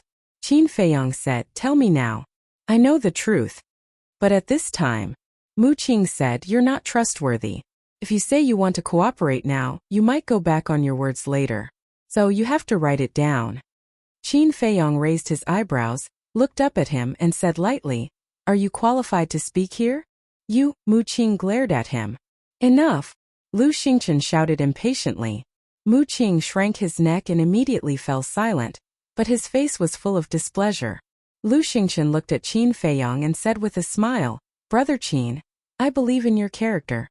Then cut the crap. Qin Feiyang said. Lu Xingchen said, the first prince and Zhuge Mingyang are indeed brothers. Qin Feiyang suddenly stood up. Although he was mentally prepared, he still couldn't help but be surprised. Don't get excited. Sit down and listen to me. Lu Xingchen smiled.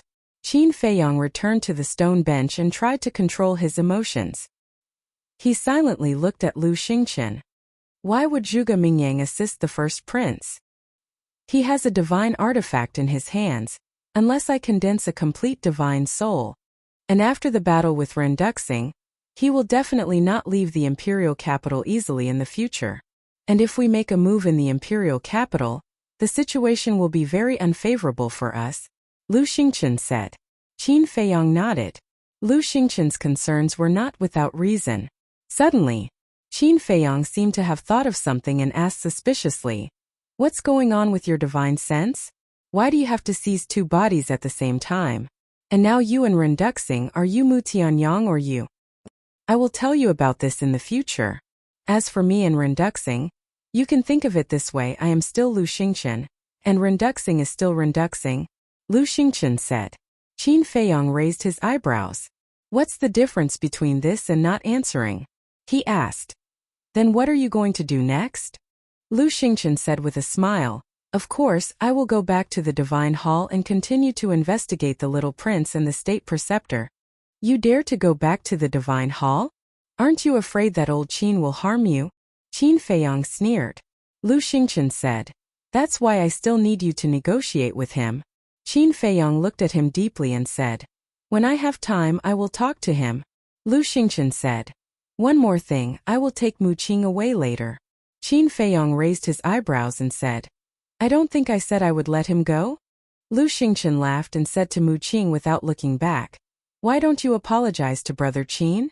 You want me to apologize to him? Mu Qing looked at Lu Xingchen in disbelief. Lu Xingchen said, don't make me say it a second time. Mu Qing's hands were tightly clenched together. He only had hatred for Qin Feiyang in his heart, so asking him to apologize was more painful than killing him. Seeing that Mu Qing did not move, Lu Xingchen said indifferently, I can abandon the four sacred beasts, Dongqing, Zhongjin, I can also abandon you. Mu Qing's body trembled. He gritted his teeth and bowed to Qin Feiyang. I'm sorry. Not sincere. Qin Feiyang said indifferently, then what do you think is sincere enough? Mu Qing raised his head and stared at Qin Feiyang. His eyes seemed to say, quit while you are ahead, don't go too far.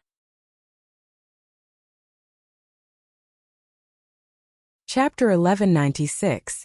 Kneel down and apologize. Mu Qing's eyes suddenly spat out a thick flame of anger. Apologizing was already his limit. How dare he ask him to kneel down? This was too much. Don't be so shameless. With a roar his aura erupted and he threw a punch at Qin Feiyang. You're the one who's being shameless. Qin Feiyang suddenly stood up and grabbed Mu Qing's fist. His eyes were full of coldness. At the same time, Yan Wei and Lu Hong also immediately put down what they were doing and rushed to Qin Feiyang's side, looking at Mu Qing coldly. "Let go of me!" Mu Qing shouted angrily and tried to break free. But Qin Feiyang's strength was so great that he couldn't move at all. Moreover, as Qin Feiyang's strength continued to increase, his fist began to break and blood gushed out. The severe pain made his face contort, and Qin Feiyang's cold eyes made him feel even more desperate. Suddenly, with a crisp crack, Mu Qing couldn't help but howl miserably. His fist was crushed into pieces. But Qin Feiyang still didn't let go. "I beg you, can you let go of me?" Mu Qing was scared and begged bitterly. Qin Feiyang smiled sarcastically and let go of his hand and returned to the stone bench. Lu Hong also took out a handkerchief and handed it to Qin Feiyang. Qin Feiyang took the handkerchief and wiped the blood off his hand. He looked up at Mu Qing and said lightly, "If it weren't for Lu Xingqian, you would be lying on the ground as a corpse now." Mu Qing's eyes trembled. "Cut the crap and show me your sincerity. Otherwise, even if Lu Xingqian saves you today, I will do everything I can to kill you," Qin Feiyang said. Upon hearing this, Mu Qing could not help but feel a chill run down her spine. After knowing each other for so many years, how could he not understand Qin Feiyang's character? If he said it, he would definitely be able to do it. Moreover, Qin Feiyang's methods were well known to the world. Towards his enemies, there was no mercy in his eyes, only unscrupulous means. Once she was targeted by him, the consequences would be unimaginable. Even if he had been hiding at home or by Lu Xingqian's side, Qin Feiyang would have found an opportunity to kill him. Fear drowned him. He couldn't help but kneel on the ground, lowered his head and said, "I'm sorry." Qin Feiyang smiled disdainfully. He looked at Lu Xingqian and said, "Your Mujia's descendant is nothing more than this." Lu Xingqian frowned. He glanced at Mu Qing and then looked at Qin Feiyang. He smiled faintly and said, "Compared to you, he is indeed much worse. I don't like to hear flattery. I only hope that when I'm in danger in the future, you won't hide behind my back and stab me in the back," Qin Feiyang said. Lu Xingqian smiled and said, "I really can't guarantee this, but during the period of our cooperation, I will definitely not do that." "I hope so. Take him away," Qin Feiyang said. He could not really trust Lu Xingqian without reservation. Because he still remembered Uncle Yuan's words, there was no knowing what was in a person's heart. "Goodbye." Lu Xingqian stood up, cupped his hands, smiled and opened the portal. Mu Qing quivered and came back to her senses. She hurriedly transmitted her voice, "My lord, there's still the gate of time and space. Do you think he will return the gate of time and space to you?" Lu Xingqian glanced at Mu Qing and entered the portal without looking back. Mu Qing glanced at Qin Feiyang and hurriedly followed. When the portal dissipated, Yan Wei sighed and said, "This person is really unfathomable. Yes, he can still keep calm after humiliating Mu Qing like this. Just this temperament alone is enough to scare people." Lu Hong nodded. "I deliberately humiliated Mu Qing. I just wanted to see Lu Xingqian's attitude. But the result disappointed me greatly. I can't figure out what he is thinking at all." Qin Feiyang rubbed his forehead. The current Lu Xingqian was far from the Lu Xingqian of the past. This was a strong opponent. He had to treat him seriously. He took out the image crystal. Buzz. Soon, Old Man Qin's figure appeared. Qin Feiyang said, "There's something I want to tell you." Old Man Qin's expression was solemn as he said, "It just so happens that this old man has something to tell you as well." Qin Feiyang was slightly taken aback and said, "You go first." Elder Qin said, "You go first." Qin Feiyang said, "Lu Xingqian has returned to the temple. Don't trouble him." "You let him go?" Elder Qin raised his eyebrows. "Yes." Qin Feiyang nodded. "Why?" Elder Qin was puzzled. Qin Feiyang said, "I still need him to help me investigate some things. And currently, he and I are in a cooperative relationship." Elder Qin was furious and shouted, "Didn't you promise me that you won't betray the great Qin Empire?" Qin Feiyang said, "Don't overreact, okay? I'm just cooperating with him for a short time. We're both taking what we need." "Really?" Elder Qin looked at him doubtfully. Qin Feiyang said, "I swear in the name of my ancestors." "That's good." Elder Qin breathed a sigh of relief. Mu Tianyang was already difficult to deal with. If Qin Feiyang was added, then the great Qin Empire was really in danger. What do you want to say to me? Qin Feiyang asked. Elder Qin said, before we parted in the pagoda, didn't I tell you not to mess around in the imperial capital? Qin Feiyang nodded. Then why did you run to the first district and alarm the imperial preceptor? Elder Qin said angrily, so it's because of this. Qin Feiyang suddenly understood and said with a smile, at that time, I was chasing after one of Mu Tianyang's lackeys. Who? Elder Qin was surprised. Qin Feiyang said, the person who was beaten to death by everyone in the first district. Then you could have informed me. With me taking action, there wouldn't have been such a big commotion. Elder Qin was annoyed. Qin Feiyang said, he was just a one-star combat emperor. I could have killed him without anyone knowing. Then why did you make such a big commotion? Elder Qin was puzzled. Blood for blood. It would be too easy for him to kill him directly. Qin Feiyang snorted coldly. So you have a personal grudge with him. But don't mess around like this next time. Elder Qin said helplessly. At that time, when he received the news that Qin Feiyang had appeared in the first district, he was greatly frightened, because no one knew better than him how terrifying the imperial capital was. There won't be a next time. Qin Feiyang smiled faintly. Okay, I will be going to the spirit state tomorrow morning. Take care of yourself. Elder Qin reminded. Qin Feiyang nodded. Elder Qin was about to turn off the image crystal when Qin Feiyang suddenly thought of something and quickly said, wait. What's wrong? Elder Qin was suspicious. Qin Feiyang asked, do you know where my grandfather's home is? Elder Qin's pupils shrank. Why are you asking this? Qin Feiyang sighed. So many years have passed. I don't know how he is doing. I want to visit him. Although he had seen his grandfather when he was young, he had no impression of him now. Elder Qin shook his head. Actually, I don't know where your grandfather's home is. Qin Feiyang was stunned. Was there a mistake? In any case, old Qin had stayed in the imperial palace for so many years. How could he not even know where the Lu clan was? The Lu family was his grandfather's family. Old man Qin said, this old man really didn't lie to you about this matter. The Lu family is a hidden family and has always been very low-key. The disciples of the family have never walked outside. Other than your parents, I don't think anyone knows where they are. Is it that mysterious? Qin Feiyang frowned. Is there anything else? Elder Qin asked. Qin Feiyang shook his head. Old man Qin's illusionary figure immediately disappeared. Qin Feiyang also put away the image crystal, lowered his head and fell into deep thought. All these years, he had been ignoring the Lu family. Who would have thought that after asking around they were so mysterious?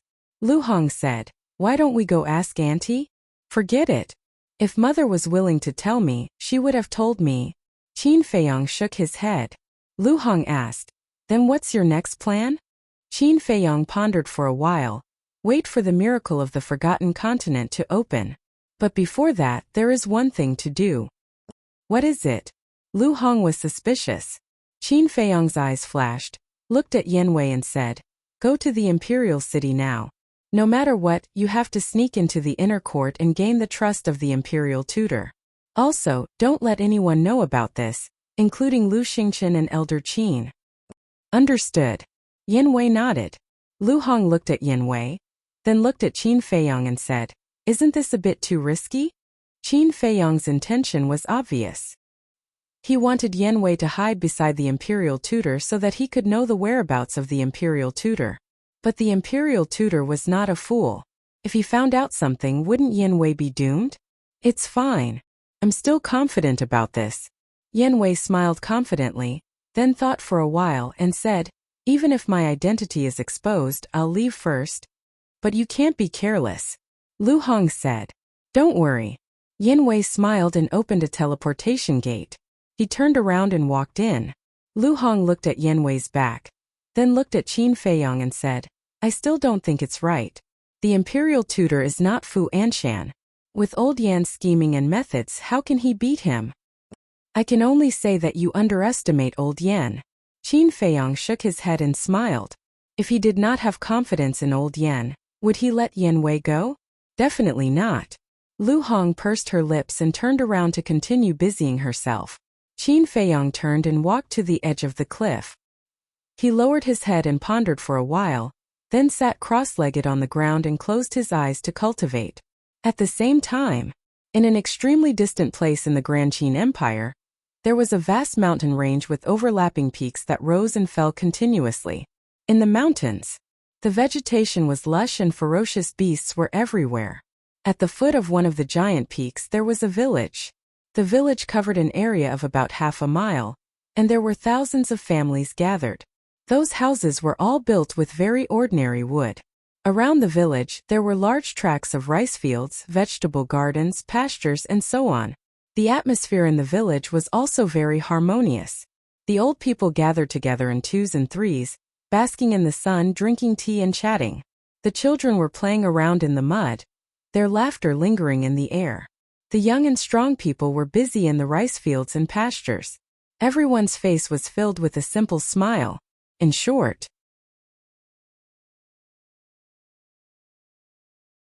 Chapter 1197. Near the village, in front of a river, an old man dressed in sackcloth sat by the river, fishing quietly. His body was bent and he had no aura. He was like an ordinary old man without any sense of danger. Beside the old man sat a dark-skinned young man. The young man had a dignified appearance, about 1.8 meters tall. His upper body was exposed, and he only wore a pair of large pants made of animal skin. He was also fishing with a fishing rod, but his face was full of impatience. Seeing the motionless float on the river, the young man couldn't help but say angrily, "Second grandpa, I can accompany you fishing, but can't we find a place with fish? Look, it's been a few hours but the float hasn't moved at all. How can we fish?" The sackcloth old man smiled. "Young man, don't be impatient. Fishing is about..." Before the old man could finish, the young man waved his hand impatiently and said, all right. Don't talk to me about your great principles. I don't understand. Just tell me directly. How long do you want me to sit with you?" The old man said, "I'm cultivating your patience, understand?" The young man pouted. "My patience is about to reach its limit." The old man smiled helplessly and asked, "Then do you know why I kept you in the village all these years and didn't let you go out to explore?" "Why?" The young man didn't understand. "It's because you can't stay calm. People who can't stay calm often get into big trouble." The old man said, "Stop bullshitting. It's clearly because you're too bored and kept me in the village to accompany you." Second grandpa, such a promising young man with a bright future was delayed by you. Don't you feel guilty?" The young man said unhappily. The old man's face couldn't help but darken. "Don't be unhappy. Last time, you said yourself that you wanted me to take that artifact to the Forgotten Continent to find Qin Feiyong and help him take care of him. But how long has it been? I'm still here fishing with you. Don't I feel bad?" The young man was like a resentful woman, complaining non-stop. "I said to let you go to the Forgotten Continent, but I didn't say to let you go immediately. You're the one who's impatient." The old man said indifferently, "Humph." The young man snorted and said, "Then you'd better not let me go for the rest of my life. At least I'll be free." "You really don't know what to do." The old man shook his head weakly. Whoosh! At this moment, accompanied by the sound of something breaking through the air, a burly man cut through the sky and flew towards the village. This person was also topless. His muscles were well developed, and his skin was very dark, as if it was smeared with charcoal. Whoosh! Soon, the big man landed beside the old man and the young man. The young man immediately said in dissatisfaction, "Uncle Black, you're not being nice. Why didn't you call me along when you went to have fun?" The burly man's face was dark to begin with. Upon hearing the young man's words, his face darkened even more. "Can't you stop talking?" The old man gave him a knock on the head. He looked up at the burly man and smiled. "You're back." The burly man nodded. The old man asked, "Any news?" "Yes, Feiyong is back," the burly man said. The young man was slightly taken aback. He stood up and said, "Why is he here again? Could it be that he can't survive in the Forgotten Continent anymore?" The burly man rolled his eyes at him and looked at the old man. Not long ago, in order to kill someone named Zhang Jin, he even caused a big scene in the first district. It's indeed his style. The old man shook his head and laughed. He asked curiously, why did he want to kill Zhang Jin? This Zhang Jin is Mu Tianyang's lackey. The biggest reason is that the people of Iron Ox Town died because of Zhang Jin. In addition, he also killed many law enforcers of the inner court in the demonic Dragon Mountain in He province. The burly man laughed. That's right. The old man nodded and was very pleased. The young man frowned and said, Uncle Black, how do you know so much? You're not happy that I said you're too young. Back then, when Qin Feiyong left the capital, your second grandpa asked me to go to the Butterfly Valley in the spiritual state to keep an eye on him. As soon as he came back, I knew about it and have been secretly watching him. The burly man said, Second grandpa, you're too much. You asked Uncle Black to go but not me. The young man immediately looked at the old man with dissatisfaction. It was worth mentioning that neither the young man nor the old man were surprised when they heard about Mu Tianyang. The old man rolled his eyes at the young man and looked at the burly man. Where is he now? Black Dragon Swamp, the burly man said. After a moment of thought, he added, But he mentioned Grandpa. What did he say? The old man was suspicious. The burly man said, He asked Elder Qin where we live and said that he wanted to visit Grandpa. Sigh. The old man sighed deeply and turned to look at the young man. Didn't you want to go out and have fun? Now that the opportunity is here, go and find him. Really? The young man immediately threw away the fishing rod and asked excitedly. Yes. The old man nodded. The young man stretched out his hand in front of the burly man and said, Then give me the divine artifact. I know it must be in your hands. Otherwise, you'll go to the spiritual state. The burly man looked at the old man. The old man chuckled. Don't even think about the divine artifact. The young man's expression froze and he said angrily, Second grandpa, you can't be like this. Didn't you agree? The old man said, That was before Feiyong came back. Now that he's back, do you still need the divine artifact? I don't care. If you don't give it to me, I won't go. The young man crossed his arms and turned his head to the side, extremely unhappy. You're still throwing a tantrum? If you don't want to go, then don't go. No one is forcing you. Xiaohei, go and call Lu Jijin here. The old man looked at the burly man and said, Okay. The burly man nodded. Wait. The young man hurriedly grabbed the burly man and looked at the old man. Why are you calling my brother here? Didn't you say that you won't go? Then I'll definitely let someone else go. Your brother is stronger than you, smarter than you, and calmer than you. In short, he's better than you in every aspect. With him helping Feiyong, I'll have less to worry about. The old man said. The young man pursed his lips and said, Anyway, I don't agree. He's in seclusion now. You guys are not allowed to disturb him. Then what should we do? Someone has to go. After all, Feiyong is our family. We can't just stand by and watch, right? Sigh, my head hurts. The old man rubbed his forehead with a frustrated expression. The young man rolled his eyes and said, All right, stop acting. I'll go, okay? The old man immediately beamed with joy. Hypocrite. The young man secretly despised him. The old man's expression turned solemn as he looked at the young man and said, Before you go, I have to solemnly remind you not to be willful. The outside world is different from here. It's full of danger. If you're not careful, you'll lose your life. That's more fun. The young man's lips curled into a cynical smile. The old man's face darkened immediately. The young man hurriedly waved his hands and said, Okay. I'll remember it. I promise I won't act recklessly. That's more like it. The old man smiled and continued, Also, don't let Feiyong know your identity for now. The young man nodded and asked, Anything else? The old man waved his hand and said, No, get lost. You're annoying. Don't speak too soon. Don't miss me so much that you'll cry. The young man smiled slyly and turned into a stream of light, disappearing into the horizon rapidly. Rascal. The old man scolded with a smile and looked at the back view of the young man with doting eyes. The burly man shook his head and smiled. He looked at the old man and said, Is it appropriate to let Jing go? Jin is indeed more suitable than him. However, he's at a critical juncture of his seclusion and can't be disturbed. As for Zhe, he's actually not bad. It's just that he's a little mischievous. Take it as a chance for him to train." The old man smiled. The burly man nodded. Black dragon pool. Everything was normal. Bang.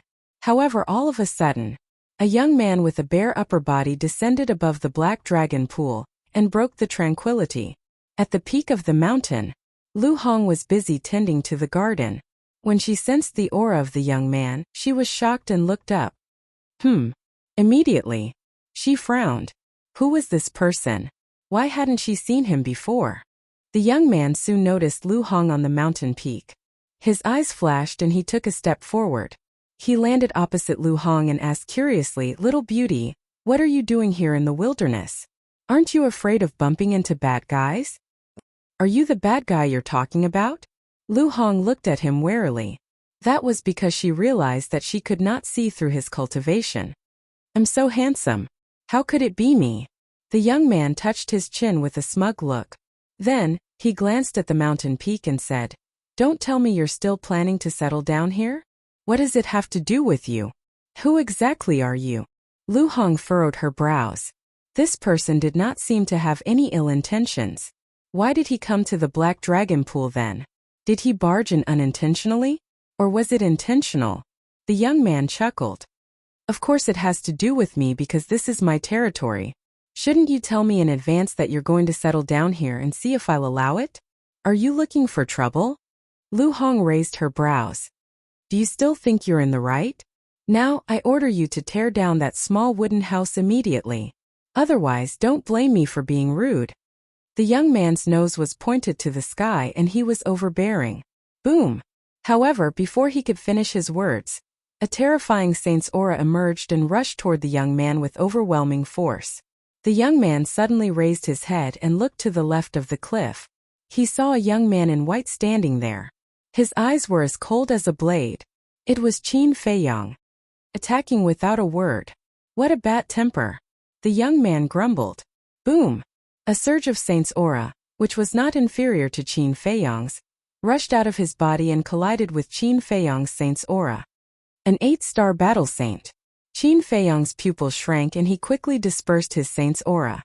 It was not because he was afraid of this young man, but because if he fought with this young man here, everything that Lu Hong had set up would be destroyed in an instant.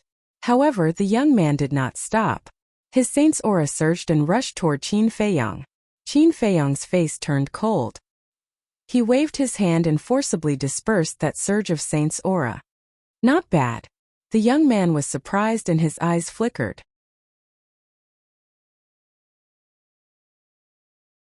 Chapter 1198. The young man was stunned. Someone actually dared to tell him to get lost? Interesting. He smiled playfully and flew into the sky with a monstrous aura. He hooked his finger at Qin Feiyang provocatively. However, Qin Feiyang ignored him. He glanced at him indifferently and retracted his gaze. Damn, I'm being ignored? The young man was annoyed. With a wave of his hand, his battle aura emerged and turned into a raging wave that roared toward the peak of the mountain. However, his target was not Qin Feiyang but Lu Hong. I've seen many people who are afraid of death but not many who are courting death, Qin Feiyang muttered. Suddenly, like a divine rainbow, he rushed to the front of the battle aura and threw a punch. With a loud bang, the battle aura was dispersed by his punch. However, he also retreated a few feet and his arm was numb. Despite this, the young man was still shocked. One had to know. His cultivation level was one level higher than Qin Feiyang's. However, Qin Feiyang was able to scatter his battle qi with a single punch with only his body of flesh and blood. Furthermore, he was not injured at all. Was this guy's body made of iron? No matter who you are, don't think of leaving today. Qin Feiyang's eyes flashed with murderous intent. Whoosh! He activated the phantom steps. In an instant, he appeared in front of the young man and threw another punch. The young man was shocked. He quickly raised his arm and threw a punch. Bang! The two fists collided with a loud bang. A destructive airwave spread out in all directions with the two of them as the center. At the same time, both of them retreated a few feet and their arms were sore. Monster! The young man swung his arms and looked at Qin Feiyang in disbelief. Not only was his body strong, but his strength was also extremely terrifying. This was the effect of eating the divine meat. Now, Qin Feiyang's body was much tougher and stronger than before. If the young man was a 7-star battle saint like Qin Feiyang, that punch would be enough to kill him. The young man shouted, "Show me your strength. That depends on whether you have the ability or not." Qin Feiyang took a step forward, the energy in his body surging. He felt unprecedentedly strong. Humph! The young man snorted coldly and charged forward without backing down. Rumble! Bang! Bang! The two of them madly collided in the void. Streams of destructive auras surged in all directions like surging tides. But, although the situation was intense, Lu Hong didn't give it a second glance. She buried her head and continued to take care of the garden, because she had full confidence in Qin Feiyang. Although the young man's background was unknown and his cultivation was higher than Qin Feiyang's, she believed that as long as Qin Feiyang wanted to, he could kill this person at any time. He's so strong. In terms of physical strength, I'm no match for him at all. As the battle reached its climax, the young man became more and more alarmed. Blood flowed from the corner of his mouth. As for his 2 arms, the skin and flesh were already lacerated. Then he looked at Qin Feiyang. Although he was also injured, he was much better than the young man. He was like a human-shaped tyrannosaurus that didn't know fatigue and pain. The more he fought, the braver and fiercer he became. The young man was almost unable to withstand it. Rumble! Suddenly, taking advantage of the young man's confusion, Qin Feiyang seized the opportunity and slapped the young man's chest. Puff! The young man's blood splattered 3 feet. Like a meteorite, he smashed into a giant mountain in the distance. Rumble! That giant mountain collapsed on the spot, dust and smoke rising in all directions. Haha, Qin Feiyang, I've underestimated you in the past. If you think you can defeat me like this, you're gravely mistaken. Accompanied by wild laughter, the young man rushed out of the dust and smoke. His aura was like a rainbow. Above his head, there was a black moon floating in the air. The black moon was only the size of a palm, but it exuded a shocking aura. Come and try this move of mine. The young man grinned. The black moon trembled violently and suddenly swept toward Qin Feiyang with monstrous power. A perfect battle technique? Qin Feiyang muttered. Clang! 40 sword shadows appeared out of thin air. Are you kidding me? So many of them at once? Shouldn't you follow the routine and do it bit by bit? The young man, who was still proud of himself a moment ago, was so scared that his face turned pale. Who has the mood to play tricks with you? Qin Feiyang waved his hand and the 40 sword shadows roared out in unison. Accompanied by a loud bang, the black moon instantly shattered. More than half of the sword shadows also collapsed, leaving only 6 sword shadows. However, these 6 sword shadows were enough to make the young man despair. This was because every sword shadow was equivalent to a perfect battle art. You can't play like this. The young man took to his heels and ran away in terror. However, the aura of the 6 sword shadows firmly locked onto him. No matter where he ran, the sword shadows would follow. Qin Feiyang's eyes surged with murderous intent. Although he had never seen this person before, only Lu Xingqian and Mu Qing knew that he was cultivating in the Black Dragon Pool. Therefore, he concluded that this person must be Lu Xingqian's lackey. He could not kill Lu Xingqian now. However, he would never show mercy to Lu Xingqian's lackeys, especially to this kind of arrogant person who came to cause trouble on his own accord. Haha, however, the young man suddenly laughed.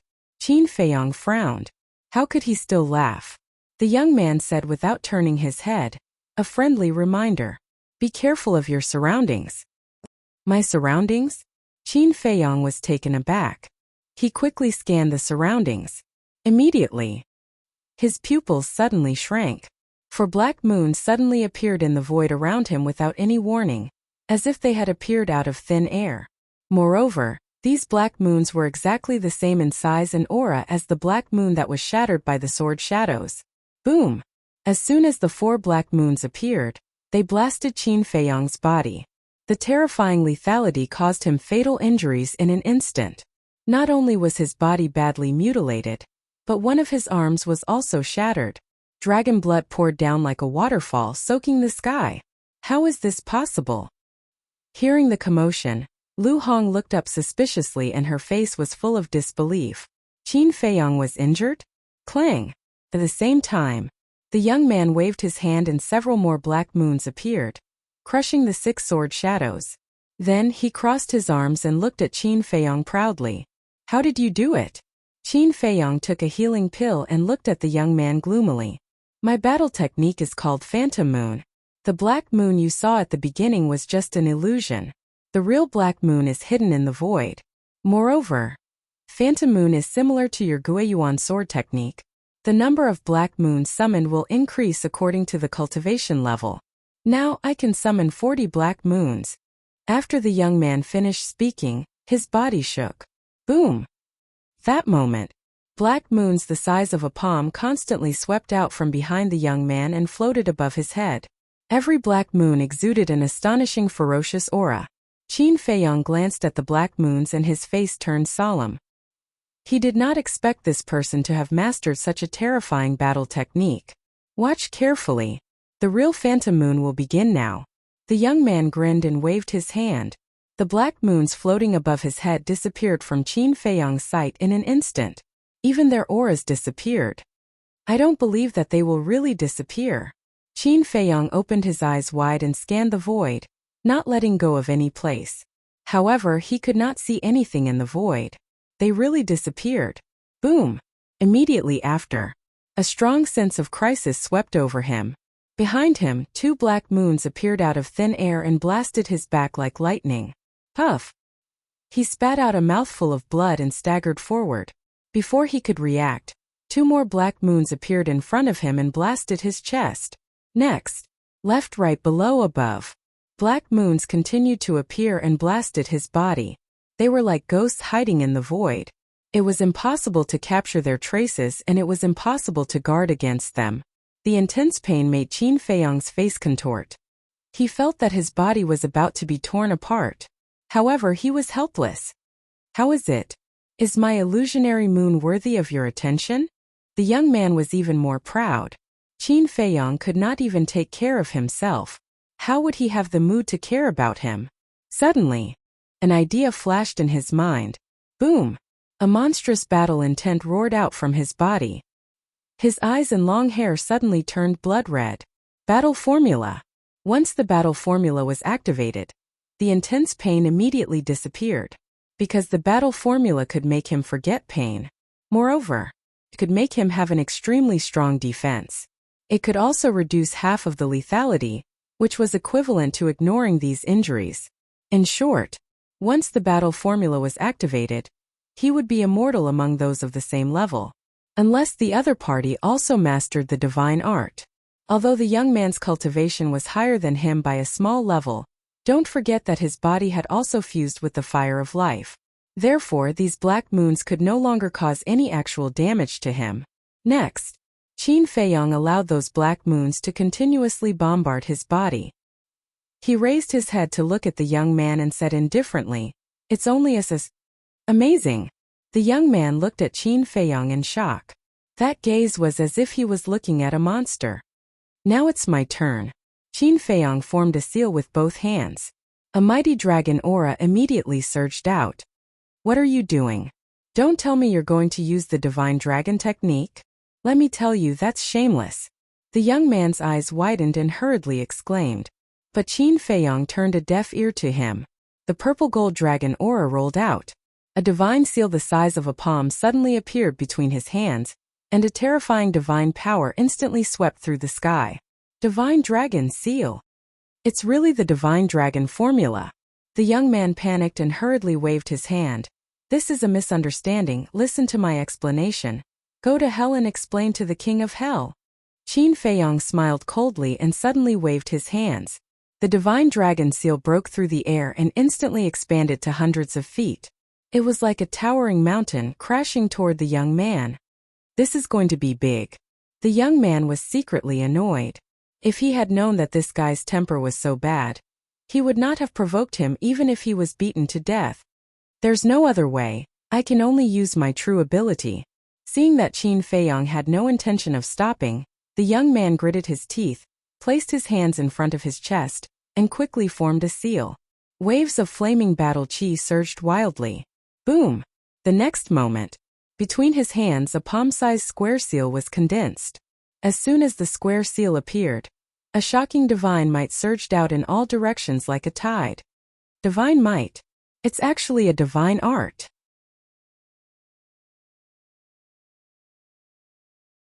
Chapter 1199. The square seal that the young man condensed was extremely similar to the divine dragon seal. The only difference was that the divine dragon seal was purplish-gold in color, with a purplish-gold divine dragon at the bottom. The square seal was scarlet in color, and was shrouded in flames with a fire phoenix at the bottom.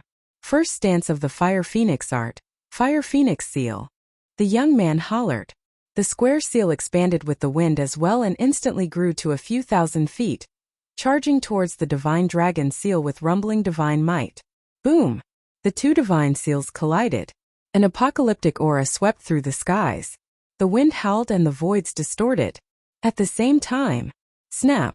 Accompanied by a deafening sound, the fire phoenix seal shattered. The young man's body shuddered and blood gushed out of his mouth. Although the divine dragon seal showed signs of shattering as well, its divine might was still present and it continued to charge towards the young man. It was clear that, although the fire phoenix seal was also a divine technique, it was still inferior to the divine dragon seal. Indeed, the fire phoenix art can't compare to the divine dragon art. However, I can't admit defeat just like that. Second stance, phoenix cry. The young man's gaze darkened and with a roar, his battle chi rumbled. Screech. In an instant, a fire phoenix streaked through the skies. The fire phoenix spread its wings and roared into the skies, sending an invisible sound wave towards the divine dragon seal. This, Qin Feiyong was stunned. The second stance of the young man, phoenix cry, was identical to the second stance of the divine dragon art as well. How could there be such similar divine techniques in this world? Was it a coincidence? Snap! Against the impact of the sound wave, the divine dragon seal finally shattered, turning into a rain of light that scattered through the skies. Qin Feiyong, how about we make a bet? If you win, I'll be your follower. If I win, you'll be my follower. The young man provoked. Qin Feiyong did not reply. With a wave of his hand, purplish gold dragon chi surged and a purplish gold divine dragon appeared with a mighty dragon might. Roar! The divine dragon coiled in the skies and let out a loud dragon roar that reverberated through the skies. Immediately, a sound wave roared out and collided with the sound wave emitted by the fire phoenix. Poof! The young man immediately spat out a mouthful of blood, and his body staggered backward. The fiery phoenix above his head shattered on the spot. I'm not interested in you, but I am very interested in your deity incantation. Qin Feiyong's eyes flashed. The sound waves roared, instantly drowning the young man. The young man immediately howled miserably.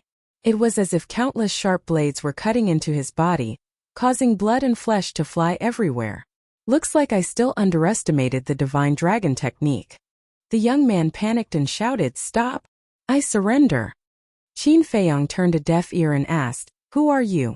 What are you here for?" The young man said, "I'm here to become sworn brothers with you." Become sworn brothers? Qin Feiyong raised his eyebrows and snorted coldly. Even now you still dare to fool me. You really don't know the difference between life and death. The young man said anxiously, "I'm not messing with you. I'm really here to become sworn brothers with you. Put away these sound waves and listen to my explanation." Qin Feiyong was indifferent. "If you don't stop, I'm going to die.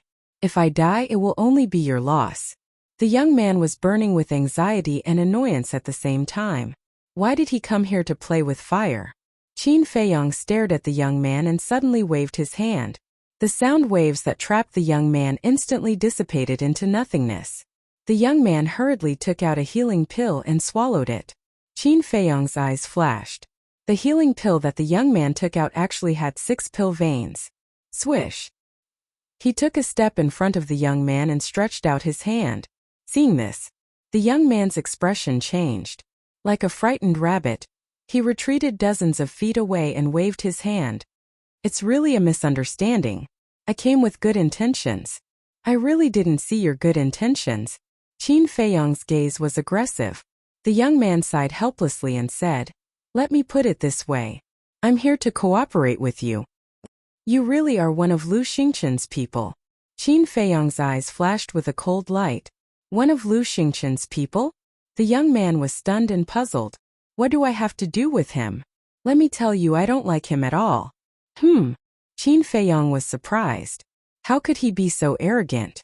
He said, Do you know who Lu Xingchen is? Of course I do.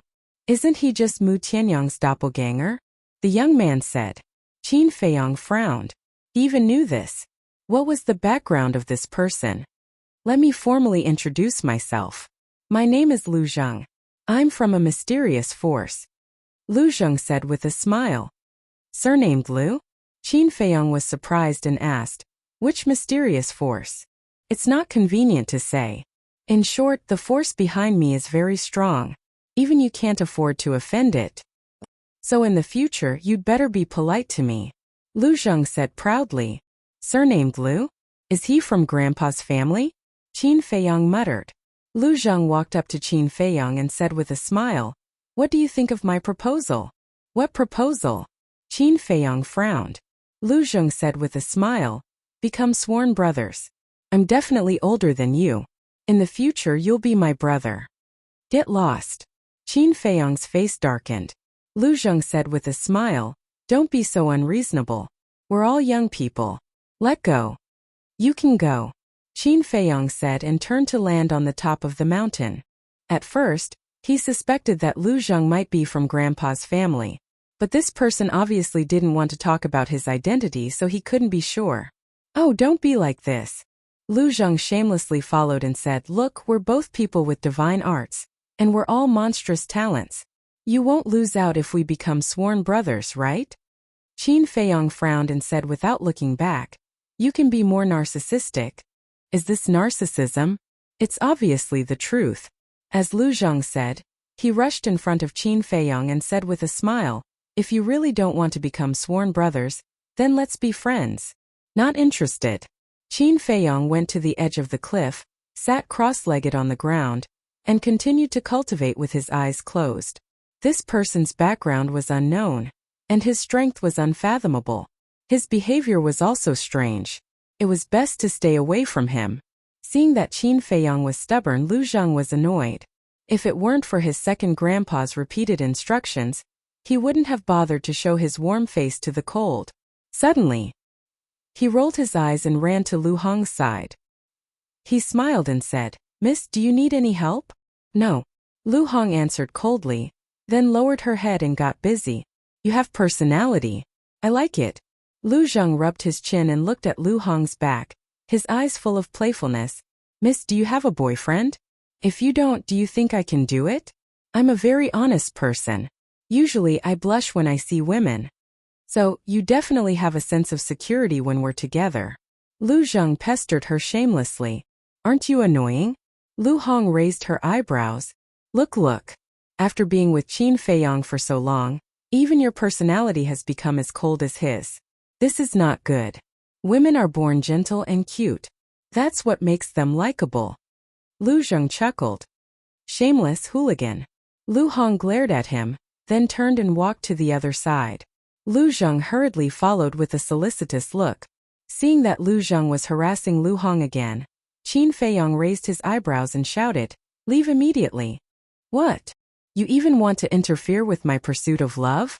Moreover, Lu Hong isn't your servant girl. What right do you have to care so much?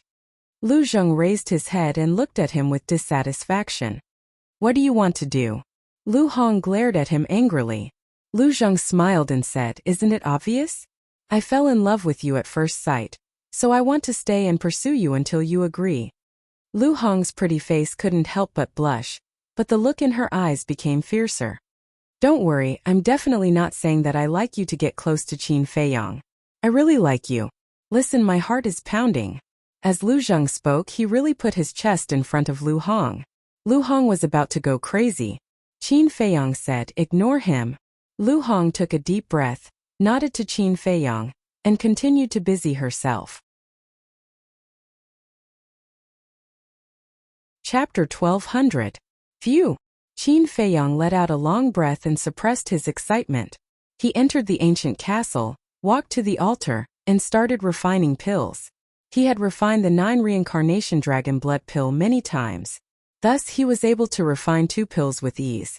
Wolf King opened his eyes and said helplessly, "Little Qin Zi, your cultivation speed is really enviable."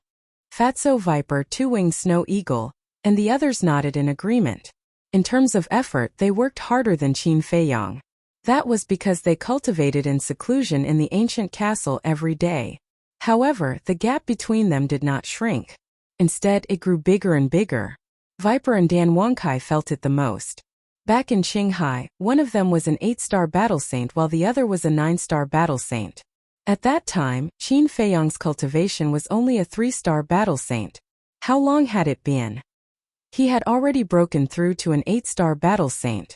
After taking the 9 reincarnation dragon blood pill, it would not take long for him to catch up with them. Everyone felt a lot of pressure. Qin Feiyang glanced at them one by one and shook his head with a smile. There is motivation when there is pressure. The pangolin said, "This is not motivation, it's helplessness." Everyone nodded their heads in agreement. When they were with this guy, they had to be prepared to be attacked at any time. Qin Feiyang shook his head and laughed. He sat cross-legged on the ground and focused for a moment before taking a 9 reincarnation dragon blood pill. Fatso said, "Wait, you just left Lu Hong alone outside. Aren't you afraid that Lu Zheng will force himself on her?" "Do you think he will dare?" Qin Feiyang asked. "Who knows?" Fatso pursed his lips. Qin Feiyang said, "I'll tell you the truth. His liking of Lu Hong is just an excuse. His real goal is to get close to me." "Why would he do that? What's his goal?" Fatso frowned. "Who knows? But as long as it's not Lu Xingchen's people, it's fine." After Qin Feiyang finished speaking, he calmed down and focused on breaking through to the next realm. The energy of the 9 revolutions dragon blood pill was extremely majestic, and it continuously surged into his limbs and bones. He could clearly sense that both his physical body and his essence, qi, and spirit were improving bit by bit. An unknown amount of time passed. Boom! All of a sudden, his aura burst out uncontrollably. Moreover, it was rising at an astonishing speed. Fatso sneakily glanced at Qin Feiyang, then looked at Wolf King, Viper, and the others. With a sinister smile, he said, "How about we make a bet?" "What kind of bet?" Everyone looked at him suspiciously. Fatso said, "Let's bet on whether boss can succeed in one try." "Sure. I bet all my money that he can do it in one go." Without another word, Wolf King took out the Qianquan bag in his qi and threw it on the ground. Fatso rolled up his sleeves and shouted at everyone, "Your chance to turn the tables has arrived. Quickly place your bets and leave." Scram. Everyone immediately glared at him fiercely. They had lost everything. What else could they use to bet? Did they want their lives? Boring. Fatso pursed his lips. This time, Qin Feiyang succeeded on his first try. Viper sighed. Once he breaks through the War Saint realm, his cultivation speed will increase explosively again. "I really hope he suddenly becomes a piece of trash." The white-eyed wolf muttered. "What did you say?" Qin Feiyang raised his eyebrows and looked at the white-eyed wolf unkindly. "Did brother say anything?" Cough cough. The white-eyed wolf coughed dryly and shouted at Fatso and the others. "Who said that just now? Quickly stand out for brother. Do you not want to live anymore?" Everyone rolled their eyes. Qin Feiyang could not help but roll his eyes at it. He got up and left the castle. At the peak of the mountain, seeing Qin Feiyang appear, Lu Zheng casually glanced at him and did not pay much attention to him. He continued to pester Lu Hong. But suddenly, his expression froze. Something seemed to be wrong. He looked at Qin Feiyang again. This immediately. He suddenly stood up, his eyes filled with disbelief. Lu Hong also looked at Qin Feiyang, but there was only a smile on her face. There was no surprise or shock. Swish! Lu Zheng took a step forward and landed in front of Qin Feiyang. He said in shock and anger, "What happened to your cultivation? Is there a problem?" Qin Feiyang looked at him calmly. "Nonsense. You just broke through to an 8-star battle saint. You went to the castle and became a 9-star battle saint. Is this not a problem?" Lu Zheng shouted. Qin Feiyang glanced at him indifferently and walked past him toward Lu Hong. "Tell me, how did you do it?" Lu Zheng chased after him, his eyes full of suspicion. Qin Feiyang suddenly turned around, grabbed Lu Zheng's clothes and tore them into pieces. Lu Zheng was not the only one who did not expect this move. Lu Hong was also shocked. Qin Feiyang's gaze was fixed on Lu Zheng's chest. There was a dark gold potential imprint there. What are you trying to do? Let me tell you, I'm not interested in men. You'd better watch yourself. Lu Zheng panicked. He quickly protected the potential mark and looked at Qin Feiyang warily. He obviously wanted to change the topic.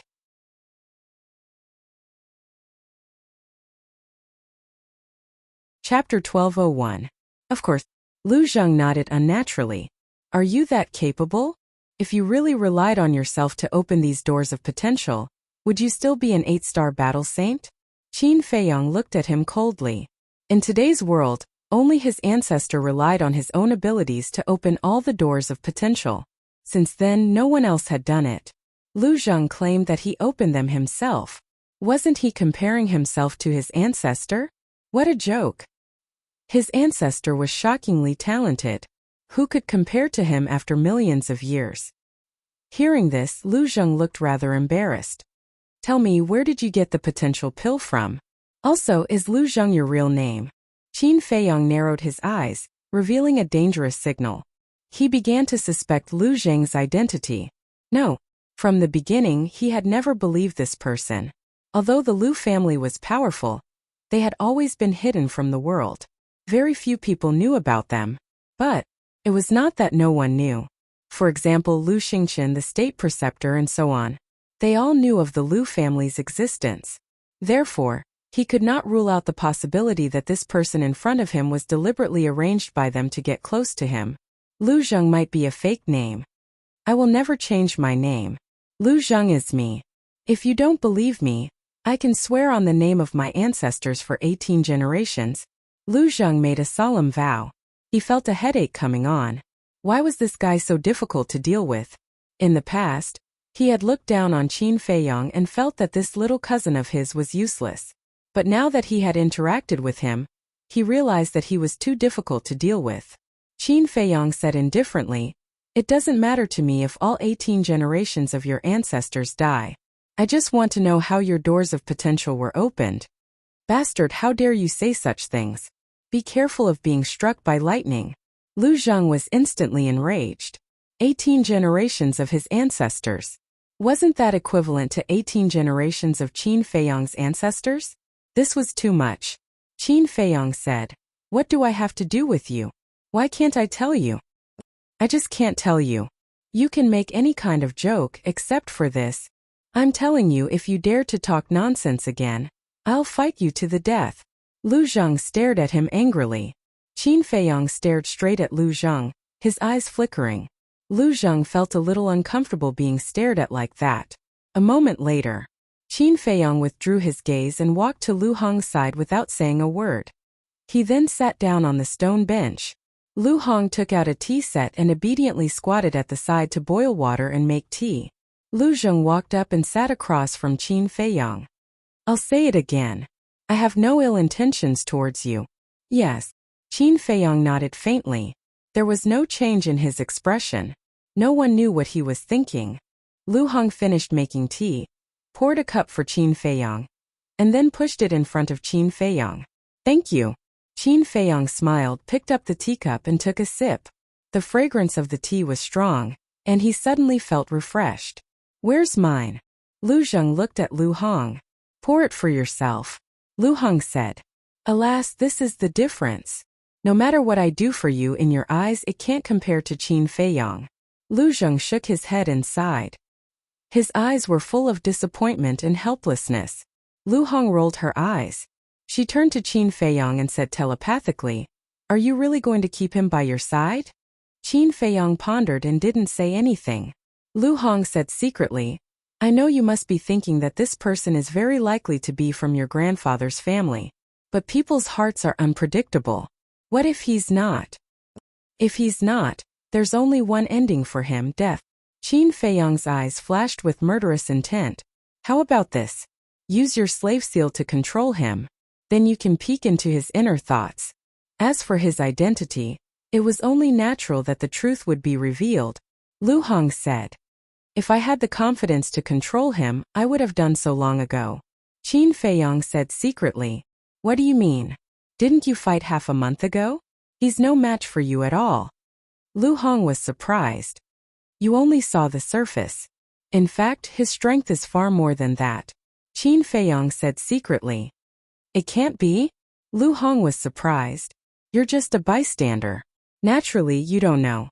But I saw it very clearly when I fought with him head-on. I remember that when I used the second style of the Dragon God's roar. Although he looked very scared, there was no fear in his eyes. This is enough to show that he still has a certain level of confidence, Qin Feiyong said. Lu Hong said secretly, according to what you said, aren't we keeping a disaster by our side? Whether it's a disaster or not is still unknown. But now, what puzzles me the most is that his Fire Phoenix technique and my Dragon God technique are almost the same.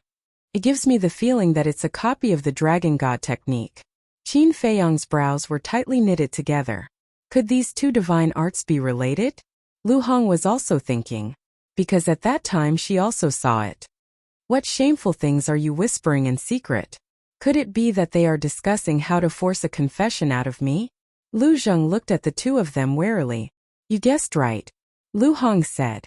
Xiao it's been so many days. Haven't you seen my feelings? I don't ask you to like me. After all, liking someone, especially a stranger like me, is a process. I will slowly open your heart and let you accept me. But please don't help the evildoer now, okay? You're making me very sad, you know? Lu Zheng was stunned and immediately cried out sadly. Snot and tears were running down his face. He was very sad. Lu Hong's face was dark and blue veins were popping out. It was a pity that this guy didn't become an actor.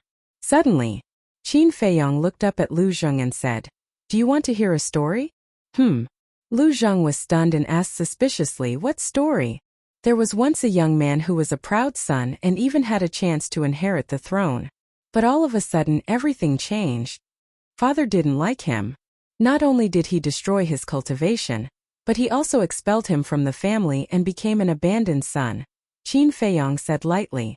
Lu Zheng stretched out his hand and said, Wait, isn't this talking about you?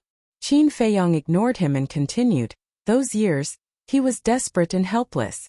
He didn't know how to live. He hated everyone in the world, especially his maternal grandfather's family. What the hell?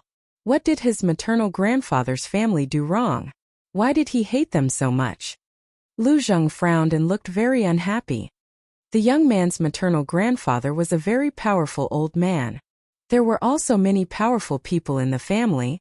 But when the young man was in dire straits, not only did they not help him, they didn't even visit him. Tell me, if you met such a family member, wouldn't you hate him? You have to know that the young man was only 10 years old at that time. Can he bear this kind of pain? Qin Feiyong looked at Lu Zheng calmly, as if he was talking about something that had nothing to do with him. This Lu Zheng was speechless. Although the young man didn't say it, he always hated them in his heart. And he was also a very strong-willed person. No matter what difficulties he encountered, he never thought of asking his maternal grandfather for help. Maybe in his heart, he had already cut off this family relationship. Qin Feiyong said lightly. Nonsense. Lu Zheng suddenly stood up and glared at Qin Feiyong. He shouted, How do you know that they didn't care about you or visit you? They just didn't show up. You are indeed a member of the Lu family. Qin Feiyong's eyes flashed. Lu Zheng was stunned. His expression suddenly changed. He accidentally let it slip. He said in a low voice, Are you setting a trap for me? You only realized it now. You are too slow. Qin Feiyong sneered. Lu Zheng was extremely annoyed. He exclaimed in his heart, Second Grandpa, it's not my fault. This kid is too smart. It's impossible to guard against him. Grandpa, is he okay? Qin Feiyong looked at Lu Zheng and asked. Lu Zheng sighed helplessly and nodded. He's okay. Do you really hate us? Qin Feiyong smiled and said, I used to hate you but not anymore. Lu Zheng breathed a sigh of relief and said, Actually, we did appear. It's just that you didn't see it. When? Qin Feiyong asked. Lu Zheng said, When you were beheaded in public, Second grandpa personally took Uncle Hay and me to the imperial city to save you. But in the end we saw that someone came to save you, so we didn't do anything. Qin Feiyang nodded in realization and said, "Then how should I address you?" Lu Zheng said with a smile, "Call me cousin." Qin Feiyang looked at him unhappily. Lu Zheng said, "I'm not joking. I'm really your cousin." Qin Feiyang said helplessly, "Okay, I believe you. But why do you have to hide your identity?" "This is second grandpa's order. He doesn't want to hide it from you. He wants to hide it from the people around you. For some reason, our Lu family can't attract the attention of the imperial palace. So second grandpa is worried that the people around you will leak the secret." Lu Zheng said, "So that's the case." Qin Feiyang mumbled and said with a smile, "Don't worry. Whether it's Lu Hong or the others, those who stay by my side are the people I trust the most." Lu Zheng said, "Then we're not wrong to be worried. After all, we don't know the people around you." Qin Feiyang nodded. "That was true," he said, "but I don't understand. Why are you afraid that the people of the imperial palace will know?" Lu Zheng said, "You have to ask second grandpa about this. I don't have the authority to tell you. Of course second grandpa won't see you now." Qin Feiyang frowned and asked, "The second grandpa you're talking about is my grandfather?" No. Second grandpa is your second grandfather. Your grandfather is the eldest. The clansmen call him great-grandpa." Lu Zheng said. Qin Feiyang said, "Then where is grandfather now?" A cold light flashed in Lu Zheng's eyes. He said with a smile, "Do you still need to ask? He's definitely in the village." "The village?" Qin Feiyang was stunned. Lu Zheng said with a smile, "Our Lu family is a group of ordinary people. So we live like ordinary people." "You're ordinary people? You must be kidding." Lu Hong rolled her eyes at him. "Hunger, if you're interested, I can take you there. But there's a rule in our village. Any foreign woman who enters the village must first marry a man in the village." "Why don't you marry me?" Lu Zheng said with a chuckle. "Get lost."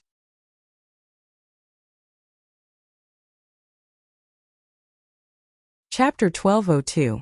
Lu Zheng pointed to the sky and vowed, "Heaven and earth can bear witness to my love for you. Come on. Aren't you trying to get close to Qin Feiyang by trying to get close to me?" Lu Hong looked at him with disdain. Lu Zheng was stunned and laughed dryly. "You guys saw through me. We're not blind." Lu Hong rolled her eyes at him. Lu Zheng smiled embarrassedly. Buzz. Suddenly, Qin Feiyang's image crystal made a sound. "Be quiet." Qin Feiyang glanced at the two of them and took out the image crystal. The next moment, an illusory figure appeared. It was a burly man with a tall figure and a rough face. His cheeks and chin were full of stubble, looking a little sloppy. "It's me, Yinwei," the burly man said. Qin Feiyang asked, "How is it?" "The situation is not optimistic." Yinwei shook his head. Qin Feiyang's eyes darkened.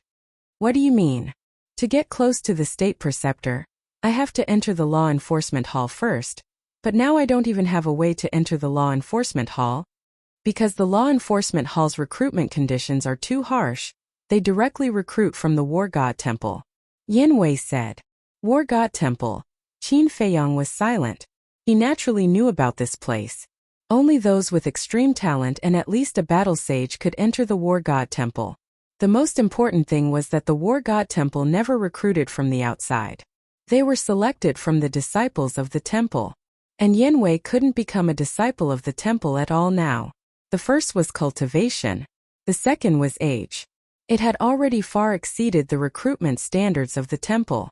"I've already thought of many ways, even finding someone to get in through the back door didn't work, so I can only look for you to see if you have any ideas." Yinwei was a little anxious. "Don't worry, there will definitely be a way." Qin Feiyang comforted and lowered his head to ponder. "What's going on?" Lu Zheng glanced at Yinwei and then looked at Lu Hong suspiciously. However, Lu Hong didn't even look at him. She lowered her head and pondered. Suddenly, Qin Feiyang's eyes flashed. He looked up at Yinwei and said, "Go find the imperial advisor and bring him here." "What?" Yinwei was shocked. Lu Hong and Lu Zheng also looked at Qin Feiyang in surprise. Wasn't bringing the imperial tutor here equivalent to digging his own grave? Qin Feiyang said, "Do as I say." It's best if you come back in an hour. I need to make some arrangements first. All right. Yin Wei nodded and the shadow disappeared. Lu Hong withdrew her gaze and looked at Qin Feiyong with a frown. What on earth do you want to do? If we rely on ordinary methods, I don't know how long it will take for Yin Wei to lurk beside the imperial advisor. So we have to use some extraordinary means. Qin Feiyong said. Lu Zheng said suspiciously, You want to use yourself as bait to help Yin Wei? Qin Feiyong nodded. Good idea. Lu Zheng gave him a thumbs up. You call this a good idea? Lu Hong said angrily. It is. Think about it. After Yin Wei reports to the imperial advisor will bring people to capture Qin Feiyong. At that time he will definitely reward Yin Wei. Yin Wei can take advantage of the situation and propose to follow the imperial advisor. And when the imperial advisor sees that Yin Wei has made a contribution, he may agree at once. It can be said that there is no other way more direct and effective than this, Lu Zheng said. Lu Hong said, Of course I know what you said, but this is too risky. I don't agree. Qin Feiyong said with a smile, Don't worry, I have other arrangements. Nothing will happen. What arrangements? Lu Hong frowned. Qin Feiyong took out the image crystal and poured his battle qi into it. Buzz. After a while, a familiar figure appeared in the void. It was Lu Xingchen. Lu Xingchen asked with a smile, What can I do for you, Brother Qin? Qin Feiyong said, I need your help with something. Come to the Black Dragon Pool.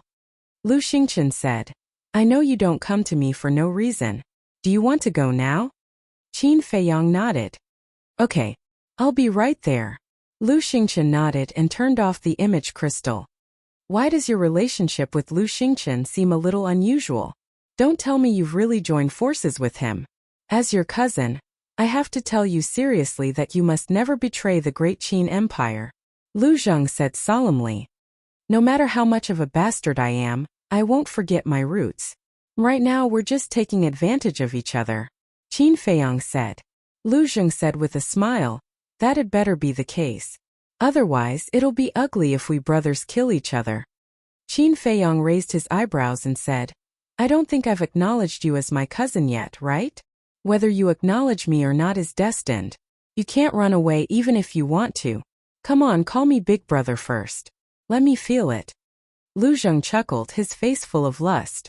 Qin Feiyong directly ignored him. Swish. Not long after, Lu Xingchen arrived. He glanced at Lu Zheng and asked in confusion, Who is he? Qin Feiyong said, A subordinate I just subdued. Lu Zheng's face darkened, and he said angrily through voice transmission, Aren't you afraid of being struck by lightning? Cut the crap. Qin Feiyong glared at him, then looked at Lu Xingchen and said, The state preceptor will be here later. Help me do something. What? Lu Xingchen was stunned and said in surprise, What the hell? Why is he here? Qin Feiyong said, Don't ask. You just have to hide in the dark and save me before he kills me. That's not a big problem. But I'm thinking, are you planning something again? If you are, there's no need to hide it from me, right? Lu Xingchen frowned. What do you think? Qin Feiyong asked back. Okay, I didn't ask.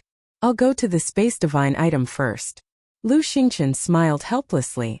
Wait. Qin Feiyong reached out to stop him and asked, Where is Renduxing now?